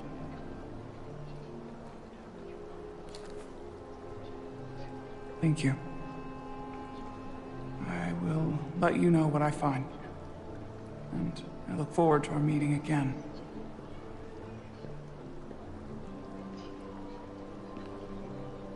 Sorry, I don't mean to bother you, but I couldn't help but notice you were speaking with the Hotari this whole time. I figured it might be useful if I offered another perspective. Of course. I have to say, I fully expected you to side with the Hotari, but obviously the Federation wants a steady supply of dilithium. Something only we can offer. Without Illidian involvement, there is no dilithium trade. Left to the Hotari, it would be nothing short of a disaster. Of all my concerns, dilithium is not one of them. I could care less about securing a supply, now or in the future. I'd be curious to know if the rest of the Federation shares your indifference.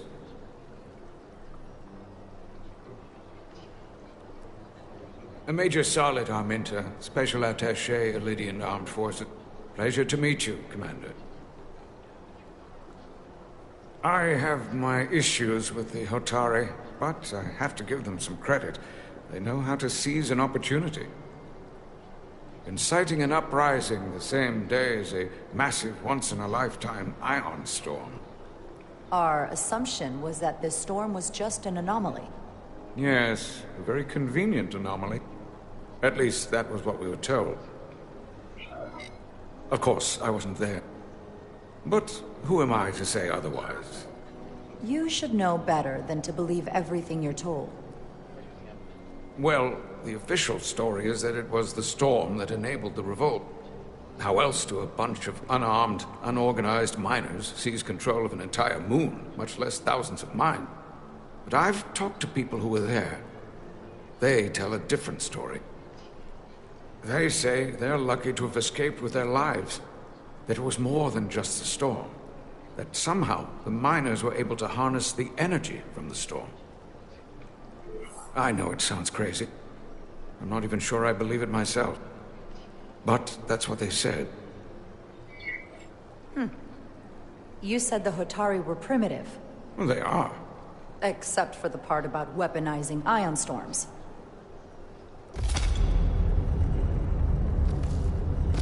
If you'll excuse me, Commander Ryder.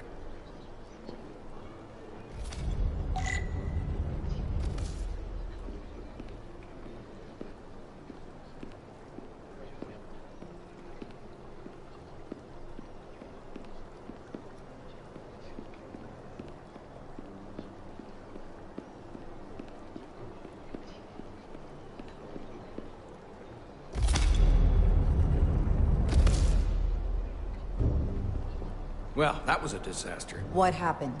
The Hotari refused to concede anything, so the Elydians stormed out. The Hotari did not invite us here as peacekeepers. I hope your efforts were more fruitful than ours.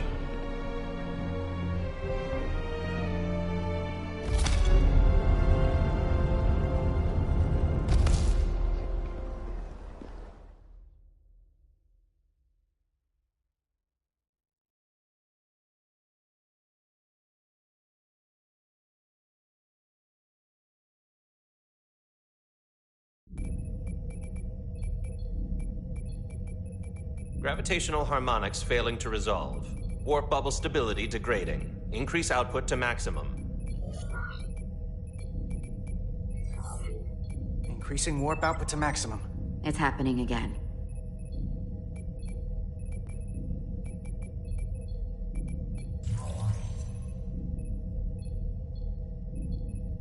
It is evident that presently, the Resolute cannot achieve warp propulsion. Since our diagnostics rule out any problems with our warp systems or anything about the ship, the problem appears to be the fabric of space itself. Space itself?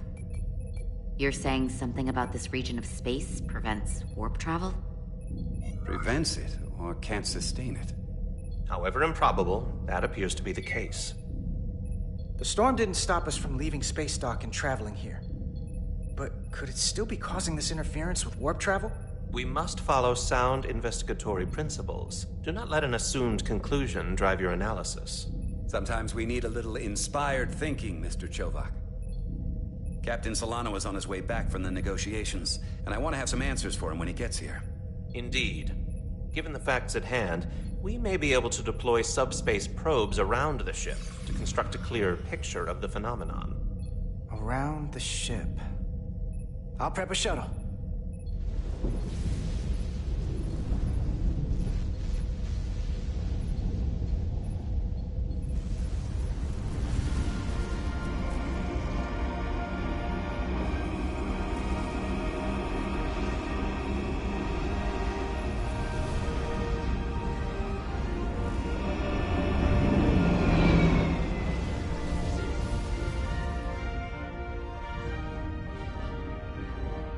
Setting up a waypoint at a distance roughly corresponding to the edge of our warp field. When we get there, I'll deploy the first probe.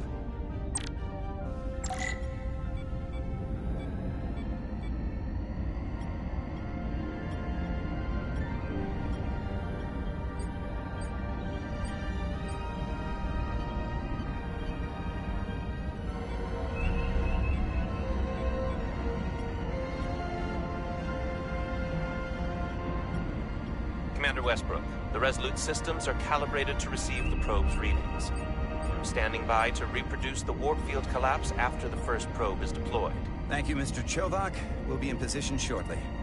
And, Mr. Diaz, do take care in piloting the shuttlecraft. Now is not the time to indulge in the human penchant for joyriding. Chovak probably isn't such a fun guy to work for, huh?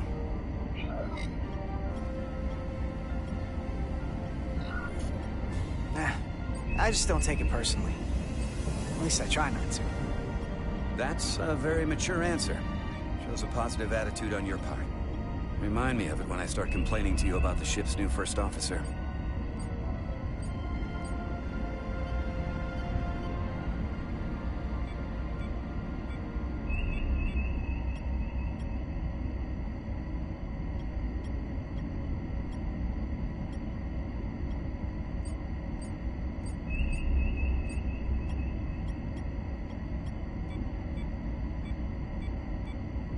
This is far enough.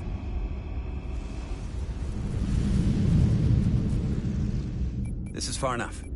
Transporting the...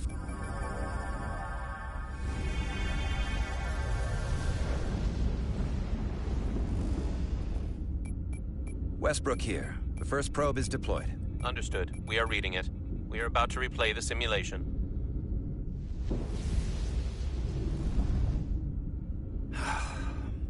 Problem? I just can't get a handle on her. Commander Rydek. She rejected my plan to use a deflector pulse against the storm surge. But on the other, she did listen to my advice and use the whole polarity trick to get you through that excursion alive. I'm not saying there's anything wrong with the new XO. I'm sure she's a fine officer, even if we don't see eye to eye. But she didn't go through what the rest of us did. You know that. And it's hard to figure out why she'd be the one Solano chose instead of, well, one of us. I've heard some good things. You should at least give her a chance. I'll take that under advisement. Test is running. Warp field collapse in 3, 2, 1, mark.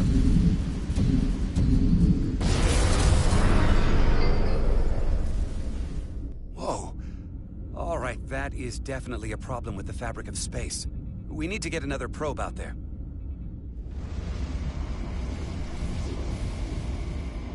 With 2 points of data, the Resolute and the probe, we've managed to get an interference pattern. I'm setting a waypoint to a particularly strong area of interference. We'll deploy the second probe there.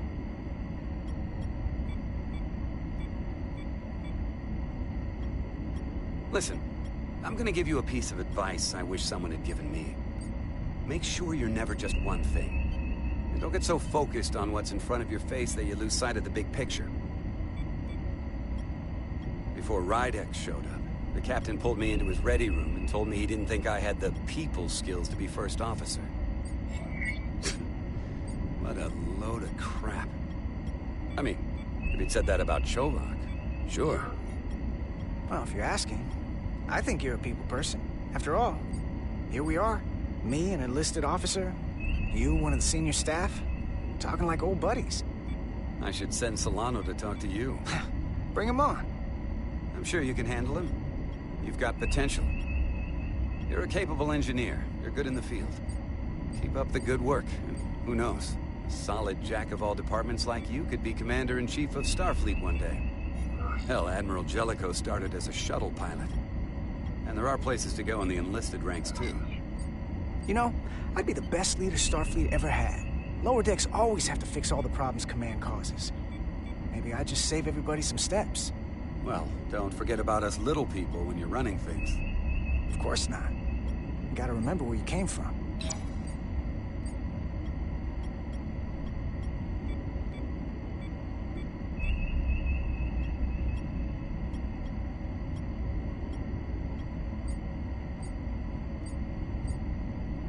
Here.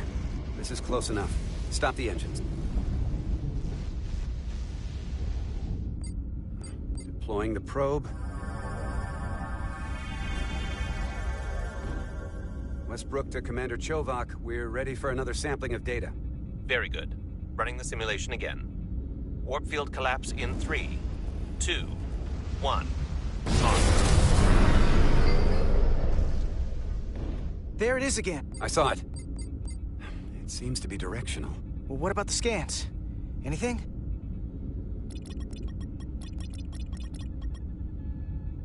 Here's the readings in relation to our local space. We've got the Resolute, Otari Prime, and the probes. All this interference is overloading the sensor buffers. We're gonna have to triangulate the sensors manually.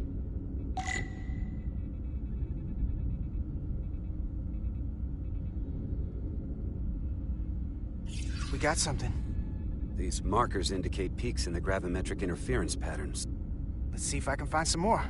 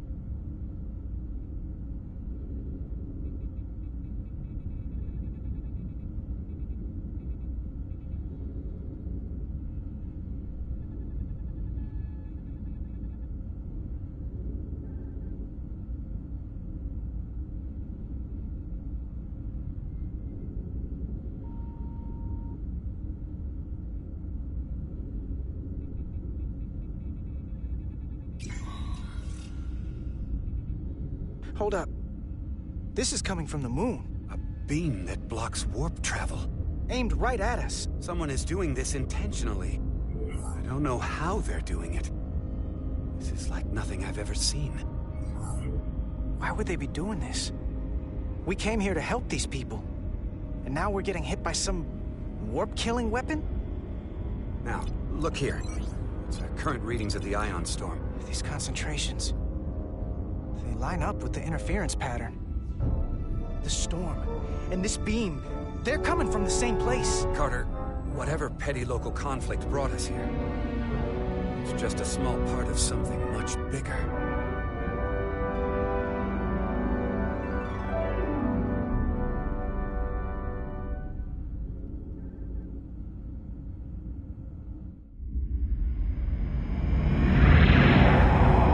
Presently, we don't have an explanation for how they're doing this. One thing is clear. This is no fluke. Thank you, Mr. Westbrook. I want a full briefing when I'm back on board. Solano out.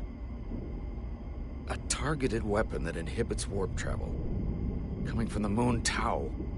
That would explain the difficulties my shuttle encountered. More importantly, the tenor of the Hotari during the negotiations. And here I thought the Elydians would be the problem. Coming to peace talks in a warship. This wasn't supposed to be so complicated. For all their posturing, every indication is that the Elydians are afraid of the Hotari. They didn't bring their warship as a threat. They brought it because they're scared. From everything we witnessed, I would say that is highly likely. But what are they afraid of? Tylus, the Hotari representative, said she thought they found something in the mines. Galvin and Sidron brought it back to the palace, but they're keeping it under tight security. She's going to investigate it. I gave her my tricorder. I expect she'll contact us soon. You found an ally. Why would Tylus help us? Go behind her people's back? It's a fair question, considering. She doesn't like the way Galvin and Sidron have been manipulating the situation. And the Queen. Working with us to go around them isn't the same as betraying her people. That may be true. She's certainly more likely to help than the other Hotari we've met. That raises another question. Specifically, what do the other Hotari have to gain in bringing us here, only to make this hostile maneuver against us? There must be some motivation. Unless they changed their minds between when they asked and when we got here. Sidron was very curious when we spoke outside the Queen's chamber. He wanted to know all about us, our ship, the Federation. He wasn't giving any answers. He was looking for them. Well, I'm sure you didn't tell him too much. I don't think the Elydians know what's really down on that moon either. Major Armintas said the revolt defied explanation. That the Hotari miners somehow harnessed the energy of the storm. Harness the energy of the storm? Doing that is beyond even our capability. So is a weapon that disrupts warp travel. There have been civilizations and entities, both past and present, far more technologically advanced than the Federation. The Elydians and Hotari don't fall into that category. But that is all the more reason to investigate further.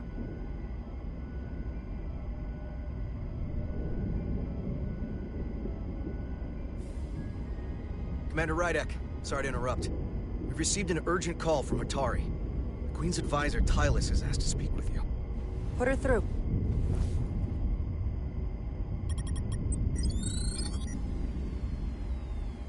Galvin and Sidron are still with the Queen. I've enlisted help to gain access to the room they have under guard. I don't have much time. I'm not supposed to leave my post. It's only for a moment. I so appreciate your help.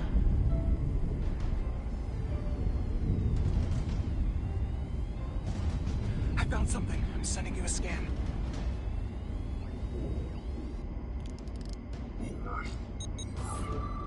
Got it. Tylus, if we needed to gain access to the mines on Tau, is that something you could help us with? I suppose it wouldn't be easy, but I have to go. Tylus. Can we reconnect? Sorry, Captain. We've lost all contact. We can only hope she escaped without harm. It was hard to tell.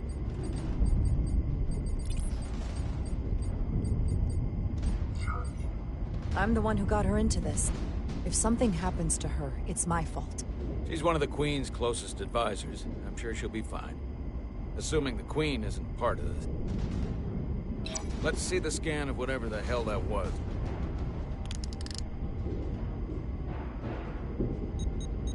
Tylus suspects this came from the mines on Tau. It appears to be of ancient origin, but the markings are unfamiliar. We can run a full analysis when we get back to the Resolute. But if this came from the mines, then it might be the key to how they got the upper hand against the Elydians. Then we have to go into the mines. The Federation would not allow that. We were, after all, sent here to be a neutral party in a peace negotiation. However, we could demonstrate that the Hotari have acted in bad faith, which would enable us to investigate the mines on Tau with full justification. But of course, we would need conclusive proof before taking action. Otherwise, it could put us in a difficult position. If this warp disruption attack isn't enough justification, I don't know what is. We have every right to defend ourselves. In due time. I don't want to escalate this without a better idea of what we're getting into. We may have a better understanding once we analyze the device. But a mission to the mines, covert or otherwise, is not out of the question. And I will handle the Federation.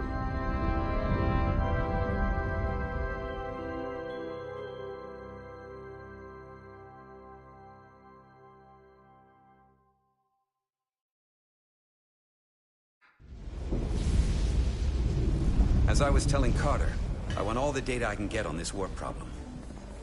And the negotiating team's shuttle has been recording data all the way back from Hotari. Even better than our probes. So pull the sensor and engine ISOs from the Melville when it sets down. Will do.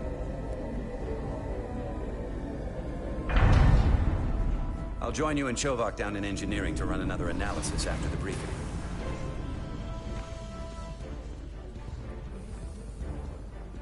I didn't like this warp problem when we thought it was some astronomical anomaly, and I like it a hell of a lot less now.